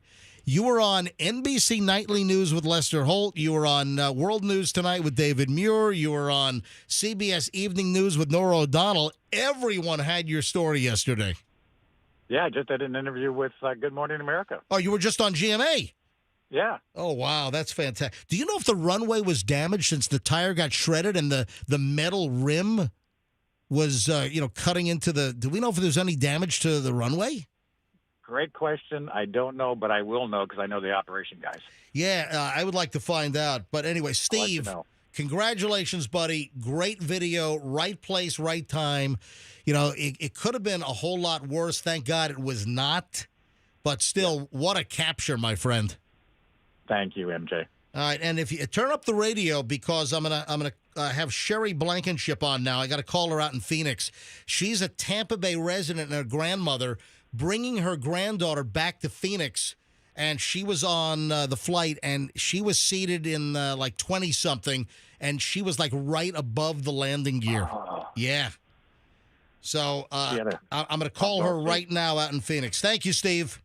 Thank you, MJ. Take care, guys. All right, You bye-bye. too. All right. I mean, what a story, a national story. It could have been a whole lot worse. I mean, this could have been, tragic. And luckily, it was not. Listen, blown tires are not that uncommon. But, there was a fire. There was a fire underneath that aircraft. All right, let me call Sherry Blankenship now out in Phoenix. This is the perspective I want to hear as well. Yeah, exactly. All right, calling Sherry, who was traveling with her granddaughter yesterday morning. The flight was supposed to leave at about 7:30. Good morning. Sherry Blankenship, welcome to the MJ Morning Show. Good morning, sir. How are y'all? All right, we're doing fine. How are you doing? Well, after listening to all of that, I was like, I need to go a little bit of downtime again. So you were just listening? Yes, sir. Well, thank you. So you're out in Phoenix, so you're obviously streaming online. Yes, I am. All right, fantastic. All right, Emily, your daughter-in-law contacted me yesterday and said, hey, my mother-in-law was on the flight. Tell us what happened. You're on the flight. You're bringing your granddaughter back to Phoenix, where I guess she was spending some time here over the summer here in the Tampa Bay area, right? Yes, sir. Yeah, she had come and spend a few weeks with us, actually, my daughter-in-law and my son. And so she needed a supervisor to take her home. So I said, well, Grandma will take her home. So everything was fine. We got there, looked all fine, started taxiing down the runway, and it felt like, it almost was like I don't fly that much. I hate flying, but... Yeah, this is going to seal the deal for you, huh? Yeah. So... Hey, but listen, kudos to you, man. You got on the flight, you got on the replacement flight a few hours later. Yes, I did. But did you have any doubts? Did you have any trepidation? Were you thinking about, no, I'm not getting on another American Airlines flight today? Oh, I did. And especially when at first they said they were just going to tow the plane back and replace the tires and reboard us. That was not going to happen. Oh, man. All right. So you're rolling down the runway, and what happens? And so it started feeling like I could almost feel like you're about that time that the nose is going to lift. But it started feeling like we were on a gravel road, like really bumpy. And I'm like, what is going on? It got bumpier, and then we hit a big pothole, literally. Like a boom. Yes, I didn't really hear anything, but you could feel the plane just hit down on my side, and it shifted a little bit, of course, like a blowout does, even on a vehicle. He maintained control. The next thing I knew, he was shutting the plane down and got us stopped at the end of the runway. By the way, you guys were going 153 knots, 176 miles an hour. That had to be very close to decision speed where he was about to pull back and lift the plane, go airborne. So you guys were right on that precipice. You know, this could have been a whole different story. I mean, this could have been a veer off the runway situation or go off the end of the runway or take off with the landing gear on fire. Did they know, and I watched, the Flight Radar 24 replay, and he stops the airplane, hit 153 knots, which is 176 miles an hour, and then pulls off to the left to the taxiway. Did you guys know that the landing gear was on fire underneath? No, we did not. We had no idea, and they didn't have any even idea. And that's the question. So the pilot did not know. I wonder if they knew that there was a fire in the tires on the landing gear on the right side of the main gear. I wonder if they knew there was a fire, they would have done emergency slide evacuations. Yeah, see, we got stopped, and I guess they dispatched fire department for whatever, just maybe because of the heat and the speed, just for safety. Yeah. They had initially said, the pilot come on, said that they had blown a tire, everything's going to be fine. Well, then moments later, the fire department got out. They come back and announced that they had blown both tires and that there were some flames that they had gotten putting out. Yep. And that we would be back to the terminal as soon as they could get us there. Wow. But I understand that you guys were on that airplane for a very, very long time before they got you off the plane. Yeah, I was just actually going through my logs. We actually blew that tire about 7:42. Yep. And we probably didn't get back to the terminal, I would say, at least a couple of hours, maybe a little bit more. Wow. And I know that 3 minutes or whatever that video looks like, if that fire department was right on top of us, they were not. So you thought, how long did it take for the fire trucks to get to the plane? Oh, I'd say 15 minutes. It was longer than I would have liked, knowing now that there was flames. Yeah, is it possible that you have like some time perception issues being on the plane and being so close to it? Because it looked like they were out there within a few minutes. We just talked to the guy who spotted it and saw the whole thing, and he said 3 minutes, and he was watching it from an objective position. You know how things just take longer? I've been thinking about that. Right. Yeah, I think so. I think that happens sometimes. One time I was in a car accident, and I felt like my car was spinning for 10 minutes, and it was like, 10 seconds. All that is like public information, so we can, do some research and find out how long the response was. So, but being on the airplane for hours. Now, what did the captain say? What did he come on the PA, obviously, and he said we blew 2 tires? What else did the captain say? Yeah, he really was very calm, kept us. Every time he got information, he relayed it to us. So, within every few minutes or, he'd come on and say, okay, no, it wasn't 1, it was 2. Yes, we had some flames. They were going to tow us back. Then it came back to say, I guess it wasn't safe or whatever. We're going to have buses come to us and pick us up and we would deplane. Got it. So you deplaned. They brought, a stair truck, and you guys all deplaned onto buses and went back to the terminal at Tampa International, right? Yes, sir. You know what's amazing is, what you just said, Sherry, what you just said about the pilot being so calm. When you hear these emergencies, the pilots are remarkably composed. It's not like, oh my God, the engine just blew up. Oh my God. But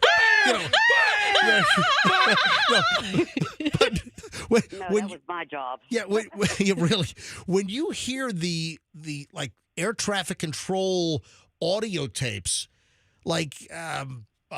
this is Alaska Airlines. We just had a whole blowout in the side of the aircraft. Yeah, or when engine just blew. When Southwest, remember the engine came apart and compromised the cabin. And remember, a lady was sucked out of the airplane on a Southwest 737. And you listen to the audio, it's like, this is Southwest. It was a female pilot as well. It was a female captain, and just totally composed. And we need to make an emergency landing. I mean, they're always composed, and they're not like screaming like banshees. Now, what happened in the cabin? Was anyone screaming? Were any passengers audibly upset? No, actually, I think I was the only one, unless I was in my own little world at that point. But I seemed to be the only one that was panicked. But, you know, the seats are very high, so it is hard to see in between all the seats. But, no, there was no yelling or anything. Now, did American Airlines offer you any compensation? No, sir, they did not. Nothing? Not even like a $50 flight voucher? No, sir. You know what? That might be coming, though, because sometimes you'll get an email. I'm guessing you're going to get an email from American probably offering you a flight credit or some type of a coupon. If not, maybe comping the whole flight. I don't know. Yeah. Well, I had sent them a strongly worded email yesterday. So. What did it say? Share with us what you wrote to American Airlines. I was just very unhappy. I'm normally a Southwest person, but my daughter-in-law, Amy, who called y'all, booked us for American. So we took American, and I had just told them that, you know, the whole situation was just uncalled for and should have been handled a little better. Once they got us back there. When you say they should have handled better, just the amount of time that you were stuck on the aircraft before you got... I guess so. Or, you know, all of us we're sitting in a hot plane. Yep. There's no air. Oh, wow. There was no air. I mean, they could have offered water. They could have offered us something to whatever, to, you know, the situation, the whole, just to keep us calmer, cooler, whatever it was, knowing it was so hot outside. So they did not offer beverages on the airplane? I mean, once the engine's off, AC's off. Yeah. Oh, absolutely. There's no APU out there. The engines are off. Absolutely. So it's sweltering on there. Yes, it was. Yeah, I don't understand how the priority isn't to take the people off the plane as soon as the fire's out. Yeah, I don't know why they didn't do that immediately and get those buses out there to get them off. Sherry, any last thoughts here? I am very, very grateful for the pilot. I do believe there was a conversation with him in the airport that he did say that he had never experienced that in all of his flying, but that is something that they do train for in simulation. Yep. But that is considered to be the worst case scenario. Yeah, when something goes wrong, engine loss or getting hit with wind shear, or, you know, when they go to the simulators and they do their recurrent training, which is, I think, like every 6 months or so, they'll hit them with, like, sometimes 3 emergencies at once to make sure that they can fly out of it. Yeah, well, being that, though, too, the whole human factor in there and the experience that he had, I don't believe training and simulation could have prepared him for. And I'm so grateful that he went with his gut and made that quick decision to keep us on the ground and safe. Sherry Blankenship from Tampa Bay. Where do you live in the area? We live in Zephyr Hills. All right. Well, Sherry, thank you so much for coming on the MJ Morning Show, and I'm so happy that you and your granddaughter, Emily, are okay. Yes, thank you so much for having me. You bet. Thanks, Sherry. I got an email from American because I sent American Media a request yesterday because there was so little information, and they sent me a note back. You know, this is the standard PR media relations, American Airlines. There were no injuries. The issue involved some of the aircraft tires. Yeah, 2 tires blew out and caught on fire. Customers were reaccommodated. 174 customers and 6 crew members on board this Boeing 737-800, 25-year-old airplane. But, wow. Could have been a whole lot worse at Tampa International Airport yesterday. What would have happened if they took off with a tire? With 2 tires blown? On fire? A tire on fire? Not good. Then, listen, would the flames have been extinguished because of it climbing? Would it have been exacerbated? I don't know. But upon trying to land, you know, could they touch down with blown tires? Probably. But would there have been a veer, or could they have safely put the plane down, or could there have been an incident upon landing? I guess I think those answers are yes. Could have been a safe landing, or it could have been problematic. I'm glad they didn't have to find out. Landing with 2 tires missing on the right side of your airplane. So definitely a harrowing experience. All right, it is 8:27 at the MJ Morning Show. You're listening to Q105. We're at 104.7 FM on this very busy Thursday morning. We got a couple of celebrities that I want to discuss, and a couple of celebrities are coming to town. And Fester, you made a comment that both these celebrities you feel are kind of, douchey or... I mean, I want to like, especially the older one. All right. Okay. 2 celebrities are coming to town. What are they going to do here? And Fester sent me links to both these stories last night. Yes. Fester sent some show prep late last night. And the first one, and you made a comment. What did you write in the email? What was your comment about Morgan Wallen? What did I write? Hold on. Yeah, go back to your email. By the way, today is going to be very crazy around Raymond James Stadium. Yeah. So 2 concerts, Morgan Wallen and Jelly Roll, are tonight and tomorrow night at Ray J. Yeah, this is going to really jam up Dale Mabry, obviously. So I wrote, country music's biggest douchebag is coming to Tampa this weekend. This week, Thursday and Friday. So country music's biggest douchebag, Morgan Wallen, 2 nights, Raymond James Stadium, Thursday and Friday. It's the Doucherama Tour. Hello. He's going to throw chairs at all of the people in the audience. Morgan Wallen. I mean, the guy has some catchy country music songs. he's got a fan base, too. Yeah, and he does, and he's probably the biggest name touring right now. And a couple years ago, he had. Are you going to anger people by calling him douchey? I think people can agree that he's talented and a douchebag. But he also got embroiled in the N-word thing. Is it the same guy? Yeah, same guy. So this guy's like just a rolling crap magnet. I mean, so he's throwing chairs off 6th-floor bar rooftops and almost hitting Nashville police officers. That's the part that really bothers me. And then he used the N-word thing, which, So, he's still filling stadiums, obviously. Well, country music fans kind of, I don't know. Anyway. But what's next for this guy? Yeah, What is the next thing he's going to be embroiled with? What's he going to do in town? What's he going to do to Tampa tonight after the concert? He's going to... Where's he going? Is he going to drive his rental car through, some Tampa landmark? He's going to blast through the meat market. right through. He's going to light the meat market on fire. Come on. I mean, okay. Yeah. By the way, Roxanne's an investor with Dig Dug. Yeah, we have to disclose that. Hey, Meat Market just was in Wine Spectator magazine. Did you see that, MJ? I did not. So congrats. My subscription ran out. Oh, damn it. I'm sorry.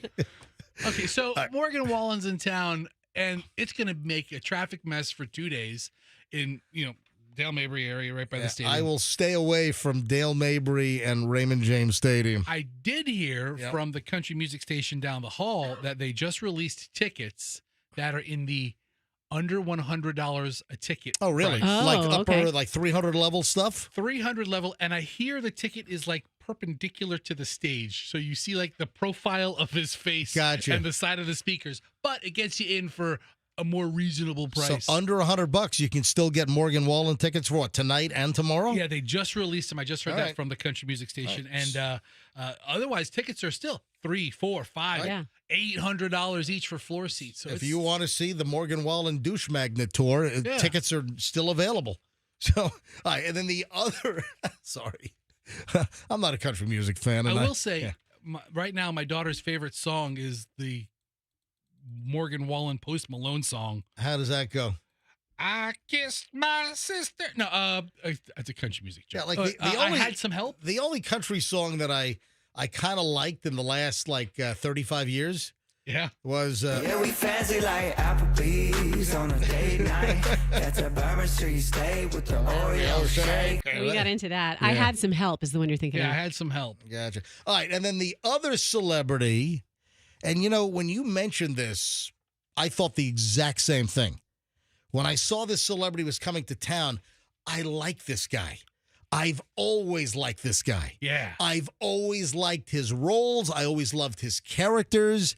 But I heard that this guy could be like a total prick. Again, This is somebody who I'm not a big wanting to meet people type person. I don't care about celebrity. We have big stars come around the radio station. I don't care. I would love to meet this guy. This guy would be on my list of. All right, I'd meet this guy. Let me be 100% clear. So Fester and I are on the same page. Mm-hmm. This other celebrity coming to Tampa Bay, who I've heard can be a real handful and not pleasant sometimes. Just ornery. Right, exactly. Hard to work with. Fester, the same thing. I don't want to believe that. And let me be crystal burger clear here.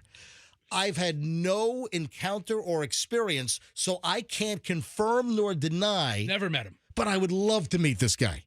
But I would be so disappointed if he was a total ass couch, it would ruin my life. Maybe it's only to people who work with him for a long time. I mean, if he comes for an event, I'm sure he'd be, nothing but peaches and cream during that event. He'd be wonderful. It'd be great to meet this guy. But man, I've heard nothing but bad things about this guy for people. He was kicked off of shows. Yeah, and apparently a nightmare to work with. Yeah. Also had a back problem because of all of his falls over the years, and apparently he had a whole pill issue. But 3 of my favorite movies star this guy. Oh, Okay, God, I'll tell you, I like the guy who he's fought before. I like his nemesis. I'm a blankety blank guy, not a this guy. Wait a second. Do you know who we're talking Yes, about, Roxanne? I certainly do. Yes. How do you know? Because Fester has it up on his computer. Okay, all right. Otherwise, would you have any idea who we were talking about? I may have, because I think I read that, and I could. I've heard everything that you said. I have heard as well. Yeah, talking about Chevy Chase. I mean, I use a Chevy Chase joke almost every week in my house when my wife goes to take a shower. Fletch. When Vacation. My wife goes to take a shower. The opening line in the first Vacation movie, he said to Beverly D'Angelo, "What?" She goes to take a shower, and he goes, "Hey, can I come and wash your back?"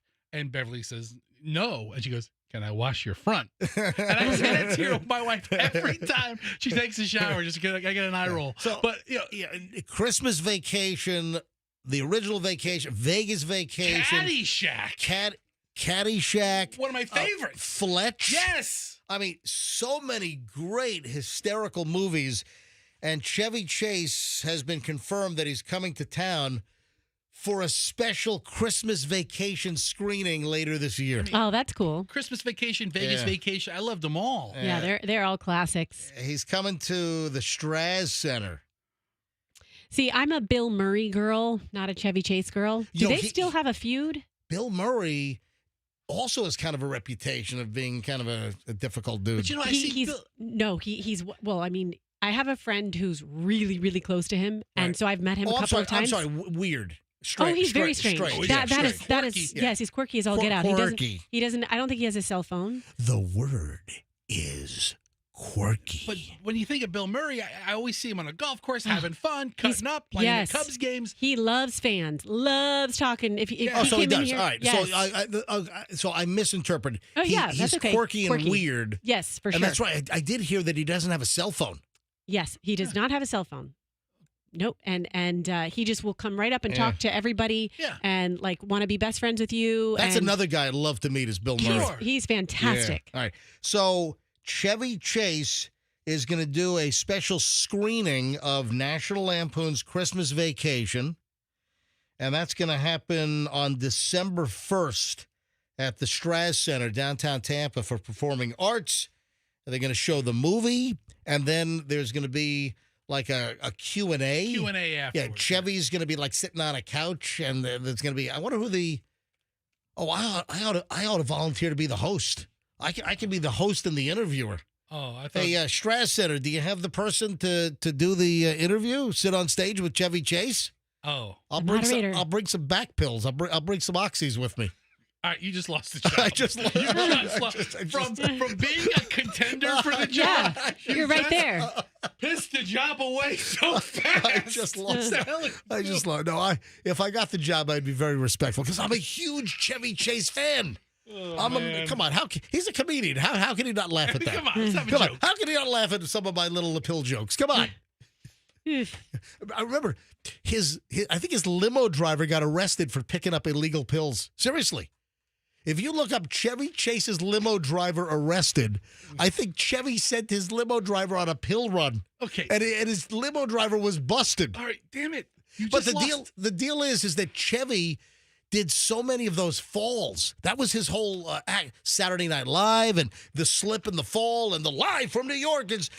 He threw his back out. So he had a whole life full of back pain because of his falls. I don't know. A couple of Gerald Ford prank falls. I don't know if that ruins your back for life. So you think I lost the gig at the Straz Center? You know, you lost You're so it. close. Then you said you'd be serious, so you got it back. And then you said the part about the limo driver, and you lost it again. You lost it again. Have you seen a recent photo of Chevy Chase? Yeah, he's all white hair. Oh, he's an old man. Yeah, Chevy Chase is like, what, 77 years old? Bring up his IMDb. How old is Chevy Chase?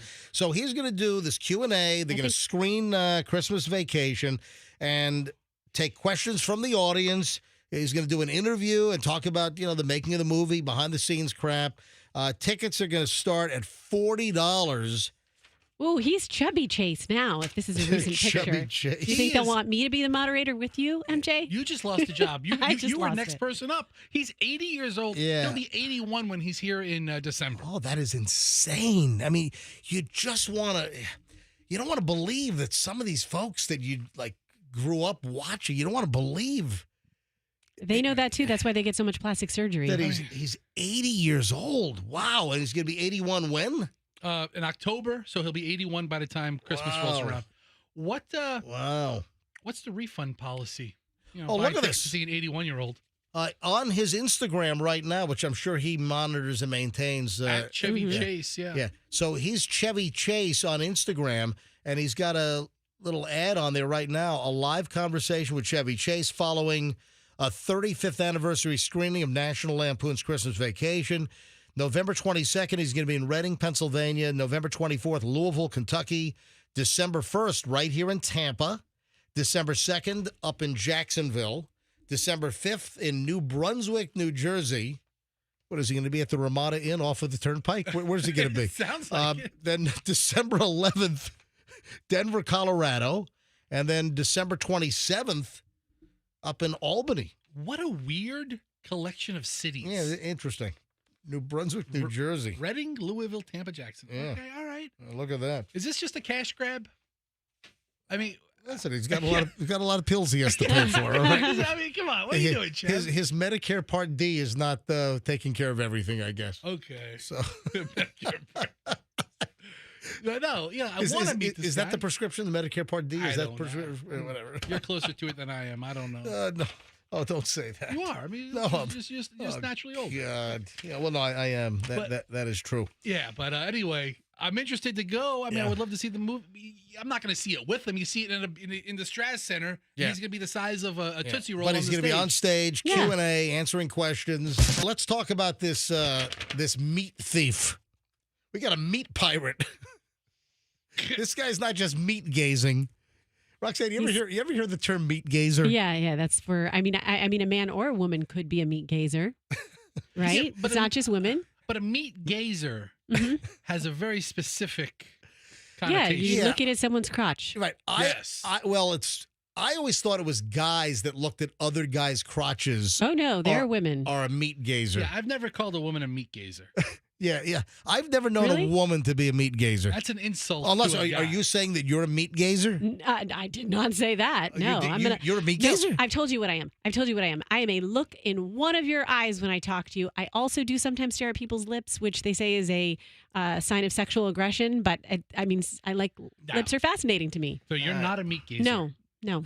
Let's talk about the meat thief. This dude ripped off $600 worth of meat from Publix. How do you do that? I mean, you fill the whole cart and just roll the whole thing out in the parking lot? You know, you go to some of these grocery stores on busy days. You go there on a Sunday when it's packed. You walk right out. Nobody's going to stop you. Officials are looking for a guy that walked out of Publix with $600 worth of meat from a Florida Publix on 2 different occasions. Yeah, the guy was spotted at a Publix on Palm Beach Boulevard in Fort Myers. And for whatever reason, they were able to total his meat thievery at $597.26. It's very specific. Yeah. So the first occurrence of meat grabbing. Are you a meat grabber, Roxanne? I mean, at times when it's necessary. I mean, if how do you like your meat? If you're in the grocery store and, I'll grab some meat left and right. So I'm having a big barbecue. Yes, I will. How do you like your meat? A medium rare. I'm just checking. Yes. Listen, if you're not doing your steak medium rare, you shouldn't be alive. All right, that's a bit much. I mean, Fester, you're the grill dude. Yeah, but I don't think people should die over well done meat. But people that order like a filet mignon, people that order like an expensive, like a prime cut of beef, and then they get it done like medium well or well done. What are you on crack? What do you want, Chevy Chase pain pills? What's the matter with you? Whenever Doug is more the steak orderer, so he is a medium guy. He's a medium orderer. And I'm a medium rare. So I always try to convince him to go medium rare. And he's like, and I'm like, but I'll eat the middle and you can eat the outside. Whoa, wait a sec. You guys are investors in the meat market and he's ordering steaks medium? He's a meat. You are what you are when it comes to steaks. It doesn't matter how great the steak is. If you like it medium, that's what you are. But you had to convince Michelle, right? Wasn't she medium well and you brought her back a notch? I now have Michelle eating like a thin line of pink. So I've got Michelle at like medium. Still I've got she would never want pink in the steak. And now I've got Michelle backed off of like a charcoal briquette, down to, a medium. But listen, there's nothing like you get a prime, perfectly marbled ribeye. Medium rare. You get a porterhouse, 2 steaks in one. You have the New York strip and then the filet. You get a nice porterhouse. It's got to be medium. And, it takes skill because the filet will cook in many cases faster than the actual strip. So you don't want to mungle up your steak. Yeah, you should call this guy and give him these barbecue tips. Yeah. Because he has $600 worth of meat from Publix. Yeah. So meat thief. Oh, incidentally, he was driving a 2009 Toyota Camry. That was a good year for the Camry. 2009 Camry. A lot of them are still on the road. Really reliable vehicle. And they believe he has a barbecue in the back seat. So he's just rolling down Tamiami Trail, just grilling up his meat in the back. The $600 meat thief. Unbelievable. I've got a very serious question to ask. Okay. I think I'm going to have a very serious answer. I saw an attractive blonde who apparently is dating Edwin Castro, the $2 billion Powerball winner from Southern California. Do you know what my next question is going to be, Roxanne? Does she like him for his personality? Well, you're close. Is there any way in hell this attractive blonde would be with this Edwin Castro, who clearly has eaten a good portion of his winnings? Is there any? I saw this story. Edwin Castro, $2 billion Powerball winner, spotted getting flirty with glamorous freelance writer in L.A. This is a Post piece. I mean, it's a lot of icebreakers with all that money. Edwin Castro, lucky $2 billion Powerball jackpot winner, was spotted with a new gal pal outside the Los Angeles celeb hangout Nobu, the Japanese restaurant. And I'll tell you what. You know what? What were you going to say about Nobu? No, I used to go to Nobu's first restaurant shortly after he opened it. And this was like in the way beginning. This is 1989, 1990. I went there for several years. But I used to, and I think he opened a couple of years earlier. Of course, Nobu Matsuhisa, well-known Japanese chef, responsible for some of the popularization, I think, of sushi here in the United States. He has Matsuhisa and, of course, the Nobu restaurants. He's partnered with Robert De Niro, I think, in a couple of places. But I used to sit in front of him.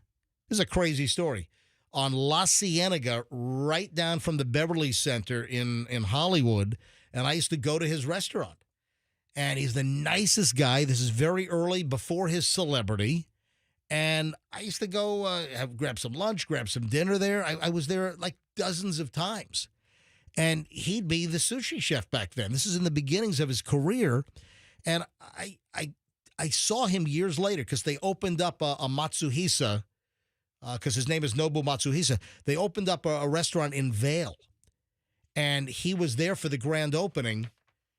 And he's standing out front greeting people. And I said, "Hey, Nobu." And he said, "I know you." Nobu, I know you. Nobu said, "I know you. I know you, Nobu." He remembered me. He sounds like a Dr. Seuss book. Yeah. It does.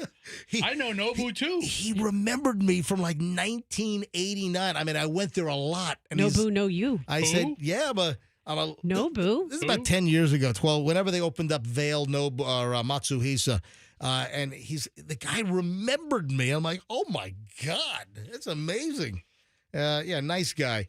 So Edwin Castro, the question I'm about to ask, this attractive blonde, I'm guessing that she wouldn't give Edwin Castro the time of day unless he had won the $2 billion Powerball jackpot. Yeah, okay. This is what I have to say about that. You're asking that question, MJ. Yeah. I'm looking at the photo of them.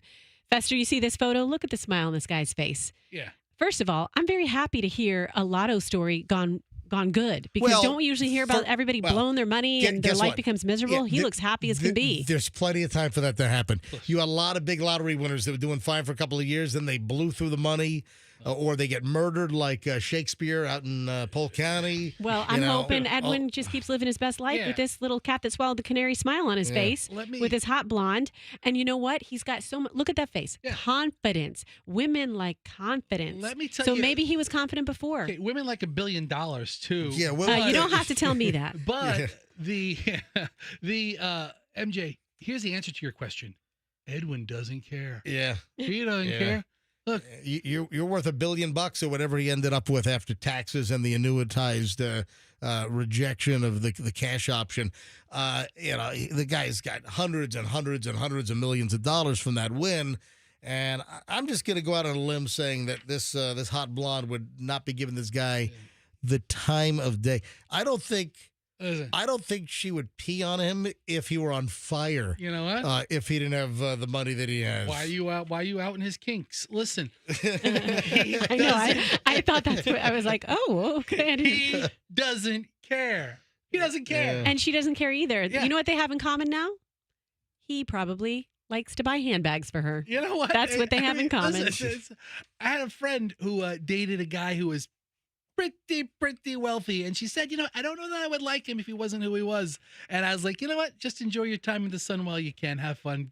And that's it. And it was over in a couple of months. Hey, Edwin Castro, Powerball billionaire. Here's the deal.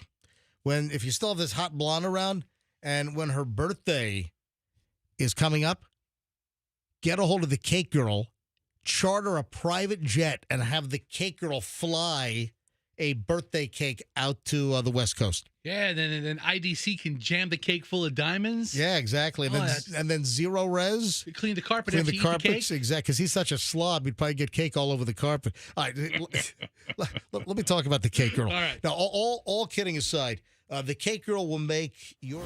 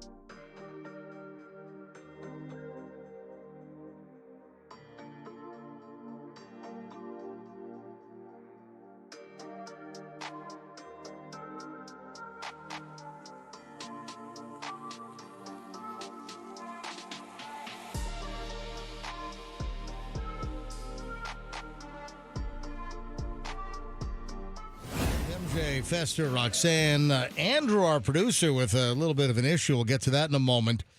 I just checked my texts. You know, not always during the hour and 20 minutes plus of Nonstop MJ do I have a moment to check my phone. And today I was just inundated with all kinds of stuff.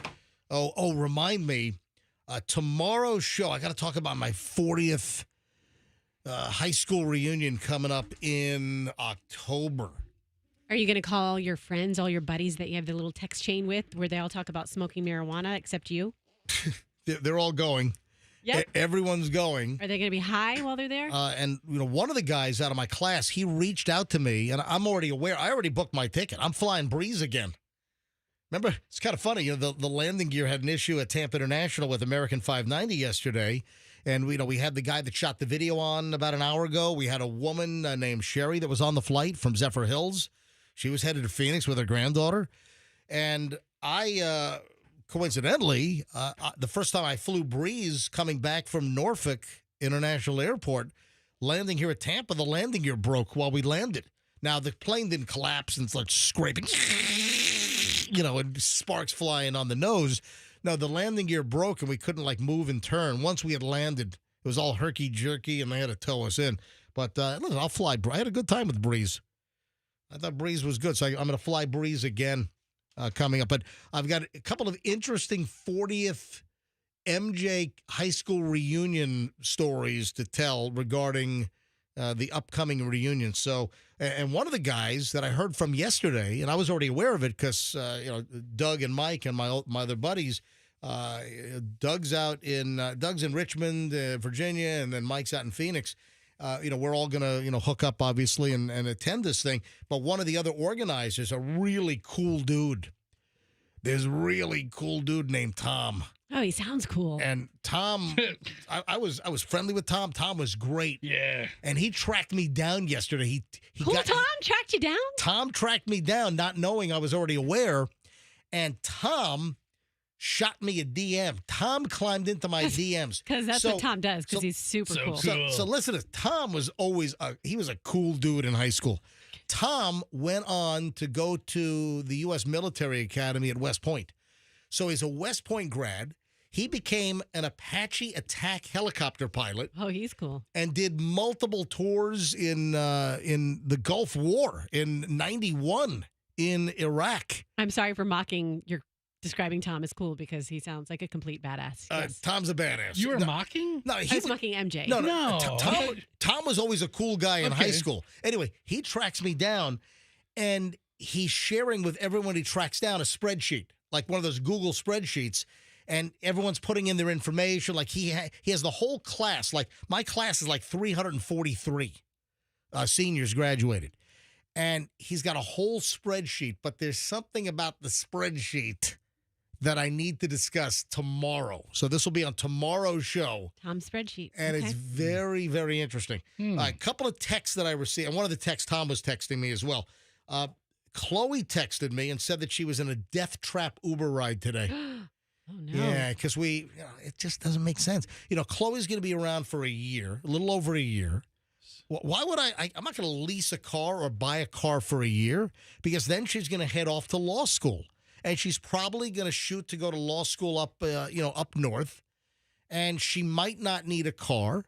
If she needs a car, we'll address that in a year and a half from now, because she wouldn't start law school until the fall of 2025.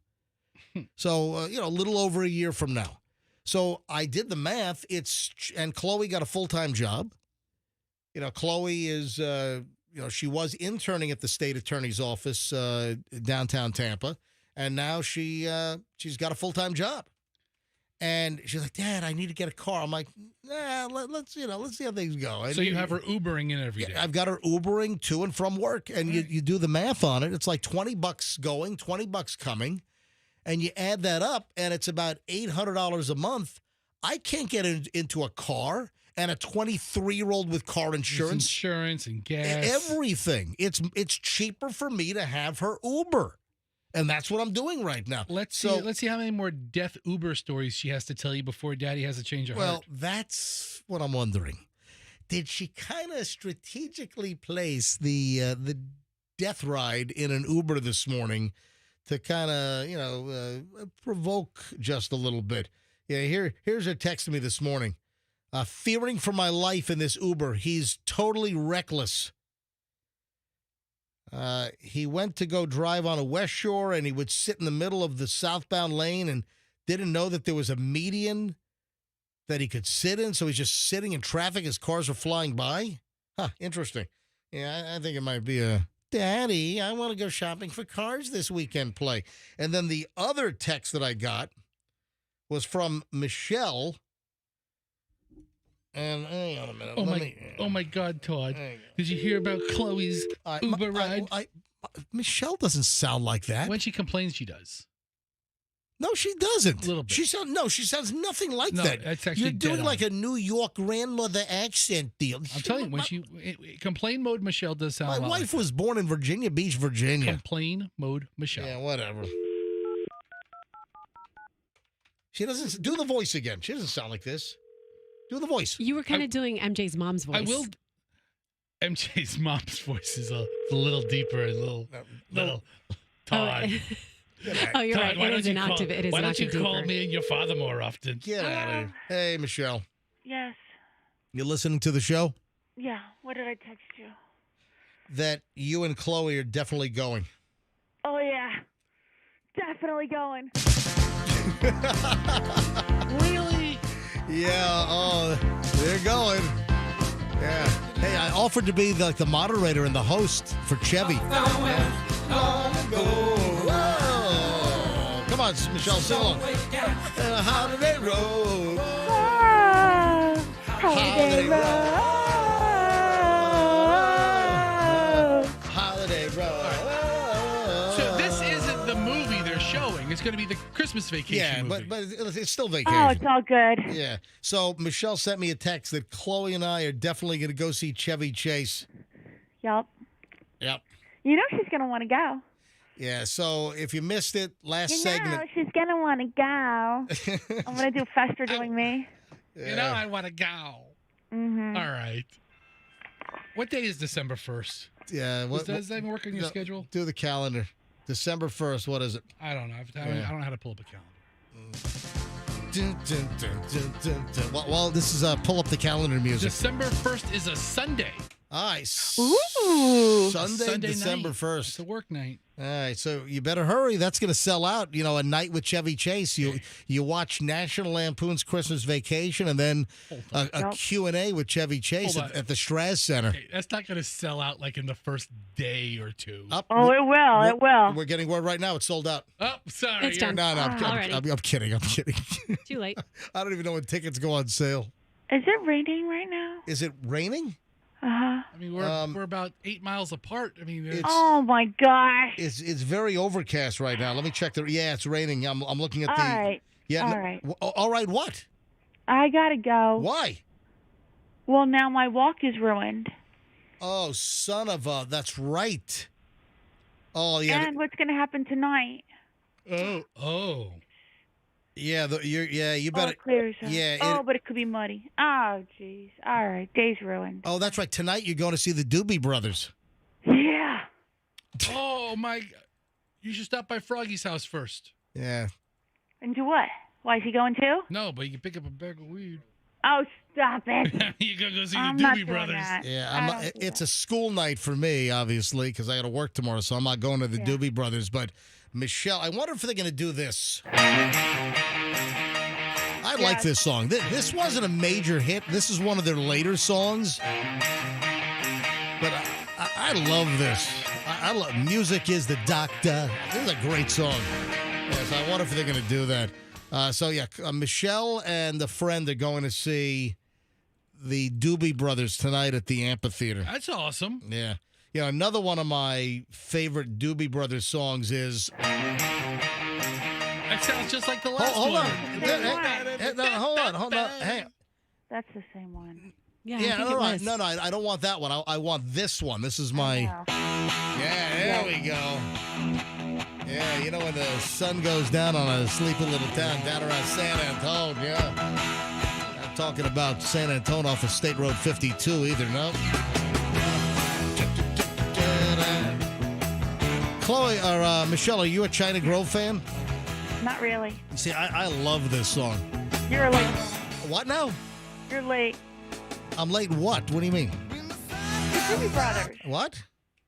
Yeah, that's like later stuff. I'm a little earlier. Hold on. China Grove is not late. China Grove is like 1974. 73. 73. According to the Google. All right. Yeah, that China Grove is not maybe late. you're earlier. Yeah. Maybe you're earlier. All Well, right. I saw that was my first concert was the Doobie Brothers. Hold on. The first concert you ever went to was the Doobie Brothers? Yes, I told you this, but you don't listen. You like nothing registers with you because you're so dismissive of everything everybody says.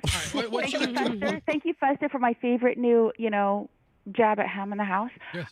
Yeah, my very first concert in Japan. Went to see Doobie Brothers. At Budokan? Oh, I don't remember which location it was, but it was Tokyo. Man, you should have gone to see Cheap Trick live at Budokan when you were there. Yeah, I know. I think you missed that, though, because you were there from, 1980 to 85 at Yokosuka? Right. Yeah, so I think Budokan was 78 or 70. Yeah, I think Before it was 70. my time. Yeah. So, what's your favorite Doobie Brothers song? Well, here's the deal. Michelle. My favorite Doobie Brothers Hang song on. is- Wait. Hang on a second. Don't say it yet. I want to say that Michelle likes the wussy Doobie Brothers songs. What? You like more of the wussy songs. I don't think so. I think you're wrong. All right, so what do you like? What Doobie Brothers songs do you like? Echoes of Love. Oh, yeah. See, that's a wussy song. What makes it wussy? Yeah. Because Yeah, it's not yeah, this.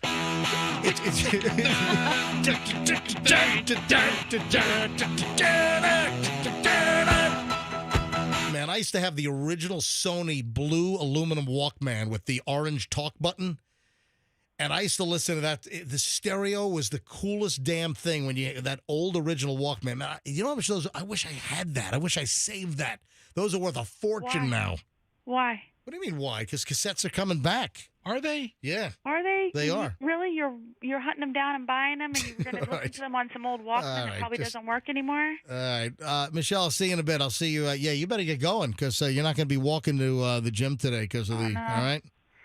All right. Bye, sweetie. Yes, Professor, why are you signaling me? I have Echoes of Love pulled up. I don't need to hear I'm not echoes of I playing. love. love that one.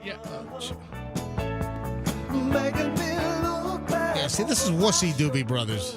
No. Oh God. This is like a 1970s sitcom intro. All right. Stop it. All right. I'll see you. I'll see you at the gym. Okay, bye. Bye. All right. Dude, you should get her some edibles before she goes. Hey, we got an issue here. I was informed, and this is just weird. Like What is it? out of nowhere, management tells Andrew, our producer, that starting immediately, he's got to start clocking in and out. What the hell? Like you got to punch in like Fred Flintstone? You know when Fred's driving into the quarry and he's got to get his little time card punched by the saber-toothed tiger? You know? So, Andrew, what does that do? Like when you're doing MJ show prep at night, do you have to log that, right? No. I'll clock in then too. What? Really? Well, yeah. if he's Anytime I'm working. Hold on. So when you're working from home, you got to clock in? Well, here's you have to track your hours, basically, it sounds like. Hold on. There's a couple of things to this. What One, the hell's going on? the company thinks they're asking for how many hours you are physically in the building. That's what they think they're asking. Are they trying to figure out who's working, who's not? Or- This came from the Department of Labor. What? What? The Department of Labor? Yes. Andrew, if I'm being honest with you, Hang on a minute. I would punch in as soon as you get in your car to come to work because it's on an app, and I would punch in before you, and I would punch out before you go to bed, and I would clock 100 hours a week because I think that's pretty much accurate. I'm wondering if this is affecting like all kinds of jobs. I'm calling Ron DeCastro, our general mangler. See if he'll pick up the phone. This is just weird. Hello, Ron DeCastro. Yeah, Ron, it's MJ, Fester, and Roxanne. Yes. I wish I could say Froggy, but I can't. Hey, Ron, I just heard that Andrew, our producer, has to clock in now. Are you aware of this? I'm in a meeting right now, but I will talk to you after the show. Well, we're just curious. There's nothing more important than being on the air. I mean, it can't be an important meeting. What kind of meeting are you in? I'm in with the sales team. the sales team. Yeah, boo. Boo. Did I hear boo? Just as far as importance of activities, being on the radio, the actual product of our facility. This is much higher. Hold on, time out. I think I identified that boo. I think that was Festa. Festa, can you come see me and Leslie after the... Listen, please. I'm already checked out, Ron. It's okay. Ron, are you aware that like Andrew has to clock in and out now? I think there were some changes to state law, but let me research that and get back. Can we get an old like a time card machine like from Laverne and Shirley? Yeah, with the big cardboard cards. Yeah, and the clock, and it goes dunk dunk. We need to get one of those on the wall, like we're working at and a big buzzer, like we're working at a factory. I already purchased that. Oh, it's already been purchased. Yeah, it's a 2-week delivery, and it will be here shortly. So you're saying that the state law changed? Something, yes. All right. But I have to go. All right. You're allowed to hang up on us, Ron. All right, give my regards to all the salespeople, okay? I will. Thank you. All right. Bye. That's the guy that fired Froggy. Oh, my gosh. Okay. That's the guy who delivered the information to Froggy.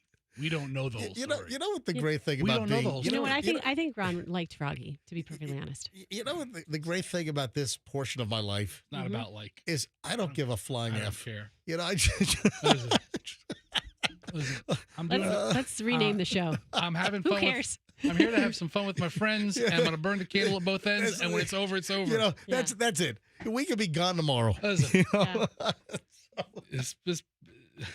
I have this job in complete perspective. All right, 9:20 at the MJ Morning Show. Couple of things. What time? I got a couple of minutes here, I guess. We have, I guess, the Ticketmaster story. You know, Ticketmaster was hacked, and Ticketmaster is advising people to monitor your credit.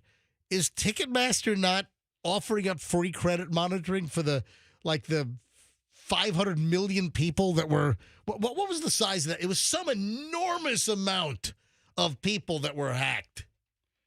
Ticketmaster. With the Ticketmaster data theft. How many people, see if we can find out, how many people were affected in that breach? It was like a ridiculous number of people. They're all foreign stories. No, well, because it was United States. It was also overseas as well. Right, but yeah, Ticketmaster warns customers to take action. Yeah, scroll down, see if you can find a number. After hack. Yeah, listen to this. I was close. Personal details of 560 million Ticketmaster customers worldwide was stolen in this hack by cyber criminals. Well, listen to this. Hackers allegedly are leaking tickets from Ticketmaster to various artist tours. They're leaking digital tickets. And people are getting all the tickets that the hackers stole. I'll buy a ticket from a hacker for a third of the price. Hang on a minute. Listen to this. A hacking group is claiming to have leaked over 38,000 printed home tickets from Ticketmaster for 154 upcoming concerts, including Taylor Swift's Eras Tour, Pearl Jam, Phish, Foo Fighters, according to multiple industry publications. Yeah, this is according to ABC News. This is a big deal. It's all part of the ongoing extortion scheme against Ticketmaster. It started back in May when a well-known hacker group called the Shiny Hunters stole data from over 500 million Ticketmaster customers and then put all this data up for sale on the dark web. I've grown to believe that Ticketmaster is a terrible company.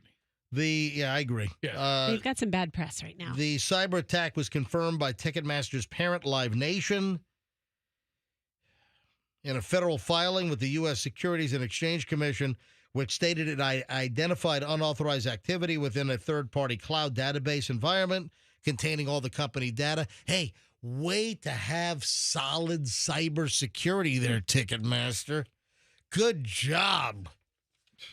And now the group, they're saying that they've got all kinds of digital e-tickets. Now, can't Ticketmaster identify whatever they've stolen, and if the story's accurate, that the hackers are leaking over 38,000 printed home tickets. Can't ticket, or are they so ass backwards they don't even know what's stolen versus what is legit? I mean, because you'd think that they should be able to forensically determine what was ripped off, and then you shut those tickets off. You make those barcodes unscannable or void. That's what I would do. But that's crazy. All these huge artists.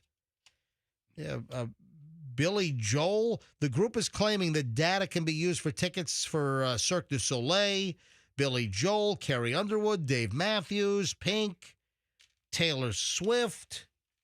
I'll go see all those acts if I get tickets at a steal.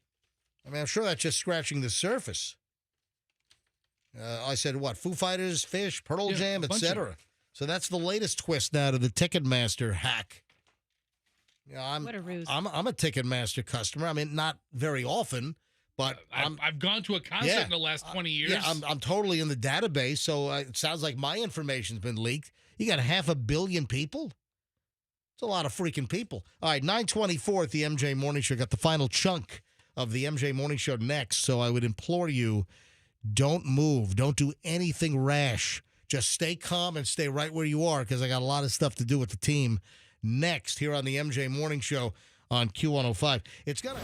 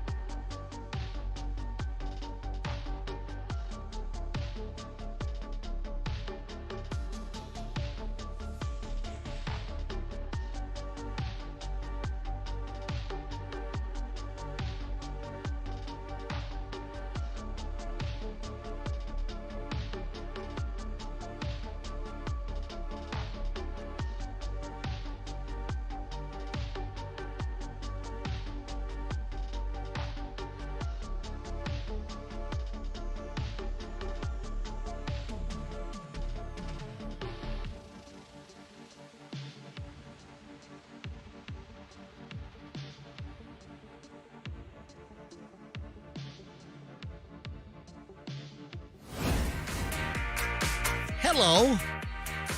I'm MJ, along with Fester and Roxanne. It is the MJ Morning Show on Q105, 9:31, and the final segment of the program.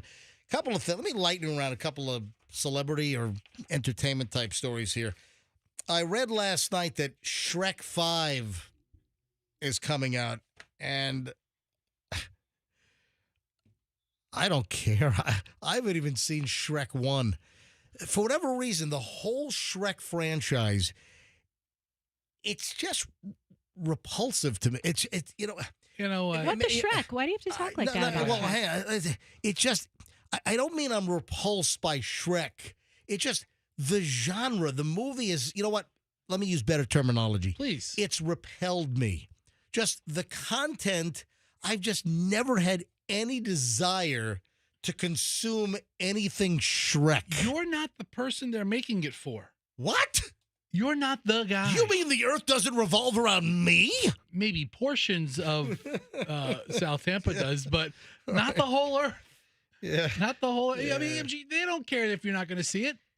I never said that they do care. No, but you're making such a point. I don't want to see it. No, I'm just listen, it's the MJ Morning Show. A lot of this show is about me and you guys and our lives. I'm just pointing out that I saw this story last night that Shrek 5 is coming out. Mike Myers, Cameron Diaz, Eddie Murphy, their parts have been confirmed. Yeah, Eddie Murphy's great in that. He plays the donkey. Yeah, he's I know. And Mike Myers is Shrek? Yes. And then the donkey is, and what is? Fiona. Fiona is. You should watch the first Shrek this weekend. I'm not watching the first watch it. one. No, Listen, I'm not. Watch it. I don't want to see Shrek. Listen, watch it in 20. Dude, it was out. When did Shrek first come out? 20 years ago? Probably. Shrek. I don't need to see Shrek. I haven't seen it in whatever time it's been out. I don't want to start seeing Shrek You now. should see it. You should start. You really should start. 20-minute increments. Give it 20 minutes. No, Give it a shot. 2001. No, it does. So, 23 years since the first Shrek came out. I do not want to see Shrek. I'm sorry. I have no desire. But it has been confirmed. The new Shrek 5. My God, there have been 4 previous? I didn't even know there was a Shrek 2. Again. Let alone 3 and 4. They don't. I'm not the audience, I guess. Listen, it's okay. I mean, you haven't seen the Paw Patrol movie either, have you? No. You haven't seen Mario Brother movie either, have you? Nope. It's just your kids. You're not the guy. Yeah, your kids are older. You missed this little clump. I saw the story. I saw the movie with the female crotch teeth, though. Oh. Yeah. Yeah. All right. So The new Shrek movie is supposed to come out July 1 of 2026. Well, what freaking hype machine is hyping this up? It's 2 years away. I mean, these animation movies take a long time to put together. Yeah, guess what? I am making a very bold prediction. I don't think we will be here to talk about the new Shrek movie in July of 2026. What, you think a meteor's going to hit the planet or something? No, I'm talking about me and this show. I don't think. I'm guessing it's going to be, 14 songs in a row, or some schleppy morning show from Allentown's going to be trucked in. Andrew in the morning. I like it. I don't think I'm going to be here in 2026. I don't even know if I'm going to be here next week. Matter of fact, I'm not going to be here next week, but that's a whole different Are story. you going to be here tomorrow? Maybe, possibly. I don't know. It was a little contentious with Ron, the GM, a few minutes ago. I don't know. You can't interrupt the sales meeting and talk to his favorite morning show? Who knows? Take that Now, personally. Ellen DeGeneres, I'm not a fan. I've never been really an Ellen DeGeneres fan. But now Ellen DeGeneres is saying she's done with show business. She's done with fame. I thought she already did this. And then I thought we had a story like a month ago that Ellen DeGeneres has been kind of in the background and that she misses the daily spotlight and that she was considering a comeback or maybe a new Ellen TV show. So that was like a month ago. And now the latest is Ellen DeGeneres is done with fame after Netflix special. She says, this is the last time you're going to see me. And you know what I say to Ellen? See you later. Promise? Yeah. Pretty please? Pinky promise? Look, her show ended on a sour note. Oh, with all the behind-the-scenes staff issues that she's like a bitch on wheels tyrant. And I don't know if that speaks more to the kind of employee she had or what, but it was a bad culture there. So they say, How do you know? Remember, I told you. Were you a grip? I was a grip, and Ellen was rough. Yeah. Ellen had a grip on you. Roxanne tells the story. Guess what, Roxanne? Ellen would have been happy to grip that. Whoa. Thank you. Hey, Portia, we got another cup of coffee. Sorry, go ahead. Okay, so I told you guys this story, but it was very impactful for me. Years and years ago, a guy came on a different radio show I was on, and which one was that? It was the Kirk and Dinger morning show. It was Kirk and Dinger? Kirk and Dinger. Kirk and Dinger? Where the hell was Kirk and Dinger? Kirk and Dinger was the original morning show on The Fan. The Fan. What? The ill-fated sports station. The ill-fated sports CBS station. Tried really? To do. Mm-hmm. Hey, it's Kurt and Dinger. All summer long, Hey, Kurt Dinger in the morning. Good morning, everybody. Hey, it's me, Kirk. Hey, it's the Dinger. It kind of sounds like Kirk. It kind of does. Hey. What happened to Dinger? Dinger's in Canada. He was Chris Dingman. He was a He's a hockey Canadian player. He was a Canadian hockey player. Really? Lightning player. Right, a former Lightning player. Hold on. Dinger was a Lightning player? Yeah, Chris he's an Dingman, enforcer. yes. He's a great guy. Right. Kirk was as well. Kirk went back to Baltimore where he was from. Right. And he's a rock DJ now, I'm pretty sure. Okay. But they were covering sports for a bit. Is Dinger working at Tim Hortons? What is he doing? I think he's doing hockey stuff. Oh, I see on his IG that he does hockey stuff, so he's doing great. Hey, out and about, it's me, Dinger. You've nailed their voices. Out and about. I am looking I'm out and about. I'm Dinger out and about. I'm going to come down to Tampa and kick MJ's ass. I am Dinger. on Chris Dingman's Instagram It's right now. perfect. Like, I'm having flashbacks to my show that I used to do with them a bazillion years ago. Did they hit on you? That we were all friends, just like we all are in here. I heard you filed an HR complaint. Oh. Against I have no idea. I'm kidding. I'm joking. I have no idea. I was friends with, Yeah, friends with those guys. How long did you work with Kurt and Dinger? Okay, let's see. Were they on the air like 2 years? It was about funny story. Yeah. Meredith worked with them. Yeah. And then Meredith left to go to So you were Wild. You were the Meredith Isn't replacement. That hilarious? Yeah, so I was a Meredith replacement. And then, yeah. lo and behold, for Kurt and Dingbat or whatever it was. Yes. Dinger. It was a 3-hour sports talk, hot sports talk, and it was kind of weird because Kirk didn't know anything about sports. And Kirk, who the hell hired this guy? Hold on, the guy's a hockey player. Doesn't know anything. No, Dinger knew everything. Oh, Dinger's the hockey player. Dinger knew about hockey, and then Kurt. They hired a rock jock to host a morning Yes. show about sports, and he Gotcha. doesn't know what the Buccaneer logo No. looks like. Can you exactly. imagine hiring me to do a sports talk show? It was kind of like that. Yeah, there you go. That was it. It was MJ and Digger. I'll He tell you knew right now. Baltimore sports, which nobody cares about here. Hey, it's MJ and Digger. Yeah. Hey. I have a feeling you would do the best sports morning show in town.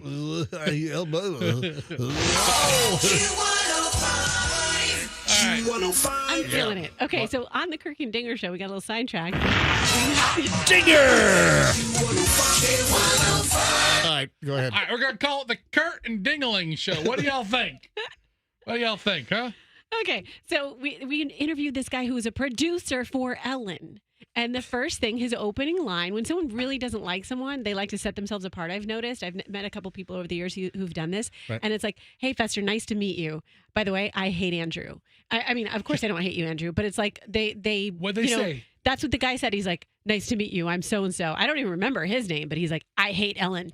I hate Ellen. That was his opening line. A producer for Yeah. the show said on the air, "I hate Ellen DeGeneres." No, he just said and he when works met on us the in show. green room. Oh, Yeah. in the green room. Yeah. Oh, okay. What the hell's And- a sports show talking to an old producer of Ellen for? Wow. Yeah, it was like I think he was into stand-up comedy. That's after why that, the so. Kurt and Dinger show aren't available anymore. Red Hot Sports Talk. We're talking to the second grip on the Ellen show. No. That's why Dinger's working a drive-through at Tim Hortons in Toronto right now. There's a video on his And- Instagram and- stuffing jelly donuts. And, He's Kurt is serving up crabs at the Phillips in Baltimore. He's in Baltimore. I think he's on a rock station up there. I'm pretty sure. But they, they were the first Beasley casualty when Beasley bought these stations from CBS. They They're like, fired. get rid of the They let Dinger and no, the and whole Kurt go? station. The whole They station. changed the whole station. Gotcha. All right, I got a couple of other celebrity things. You see Matthew McConaughey's eyeball swollen shut? That's freaky looking. Yeah, he was stung by a bee. Matthew McConaughey. Are you reading the TMZ story, MJ? No, I've got page 6. Okay. Well, they're probably just as bad. I read too many bee puns in the first 2 paragraphs. I couldn't read much. Yeah, Matthew McConaughey suffered a bee sting to his eye, caused the whole damn thing to swell shut. Looks like he was punched in the face by Mike Tyson. You know, preparing for the, what's that guy's name? Jake Paul? Jake Paul fight. Listen, without the bruising, it looks like it's swollen shut. Yeah, he is smiling in a picture that he took, and his entire eyeball, it looks like, seriously, it looks like he was hit with a baseball bat in the eye. It is swollen completely shut. I would say, man, it looks like Matthew McConaughey has lost his eyesight. You know? Yeah, like if you lost your eye and just it filled in. I guess he had some kind of reaction to the bee sting, and, quick, jam him in the leg with that, what's that shot? EpiPen? Yeah. The epinephrine, yeah. Just jam him in the eyeball with that thing. I think that's what you're supposed to do. Ooh, no, that's not true. Yeah. That's not advice. That's not sage medical advice. Yeah, don't jam the EpiPen. Don't jam yourself in the eyeball with the EpiPen. We got to slip a disclaimer in there. Yeah. I think that's about it. Okay. Well, I do want to just stick one thing in there. One more thing. Today is 7-Eleven. Yep. So you know what that means. Is this today Free Slurpee Free Day? Slurpee Day. Oh, wow. 7-Eleven. Yeah. Free Slurpees for everyone. Enjoy At that. participating 7-Elevens. Is Apu's on the list? I don't think he had a 7-Eleven. Oh, that's right. It was That a was Quickie Mart. Quickie Mart. Yeah, Quickie. Oh, and remember they dispensed of Apu because of, I guess, stereotypes and complaints. Listen, it was just a cartoon character to me. Nobody takes a joke. Like how about the drunk dude at the bar at Moe's? That guy. Yeah. Was it offending drunk people everywhere? I'm offended. Yeah, exactly. That guy from The Simpsons. All right. So what's it? You just go to any 7-Eleven, you stop and you get a free Slurpee. Yeah, typically that's the deal. It is 7-Eleven Day. Free Slurpee Day, 7-Eleven. Get a free Slurpee at participating 7-Elevens. 7-Eleven or Speedways. Apparently they're affiliated. Wow, really? On Thursday, July 11th, get a free small Slurpee while supplies last. Yeah, I'll take the Gandhi home. There's a speed. Now, what is that? I confuse racetrack, raceway, speedway. I think it's a raceway. Is it? Do you know how old, or what birthday this is for 7-Eleven? You have any idea how long they've been around? 67 years. 97 years. Get out of here. Yep. The original. Get outta the here. name was the hours it was open, from 7 in the morning to 11 at night. Now That's not true. You just made that up. what else do you think 7-Eleven means? I know. I'm kidding. I know what that's. I know. What that's think I'm what making it that means. up? No, I know. That is accurate. I know that's correct. All right. It's also Nude Recreation Week. Just wanted to slide that in as well. Stop. You're good at sliding just crap into the program. What else is it, Rox? Yeah. What other week? Yeah, Roxanne, I hate the calendar of like what day it is today. Yeah. National Prime Rib Day. I mean, just ridiculous stuff. And with that, we shall end the ridiculum on a Thursday. I got to go to the gym. Got to go work out and keep this bod in top bod shape. This figure in shape. Friday shows tomorrow. Remind me, I've got to talk about my 40th reunion tomorrow. And there's just something that's been observed that I've got to talk about. It's kind of weird. It's kind of on the macabre side. Yeah, so we'll get into that. Folks, have a great day. We'll see you back here tomorrow on the MJ Morning Show on Q105. My email is mj@mjmorningshow.com if you need to get a hold of me. mj@mjmorningshow.com, my private email. My Instagram DMs are always open. Give me a follow at Certified MJ Radio. In fact, I would like 5 new followers right now. If you're on Instagram and you don't follow me, I'd like to get 5 new followers right now. Certified MJ Radio. That's Certified MJ Radio. Folks, we'll see you tomorrow, and let's be careful out there.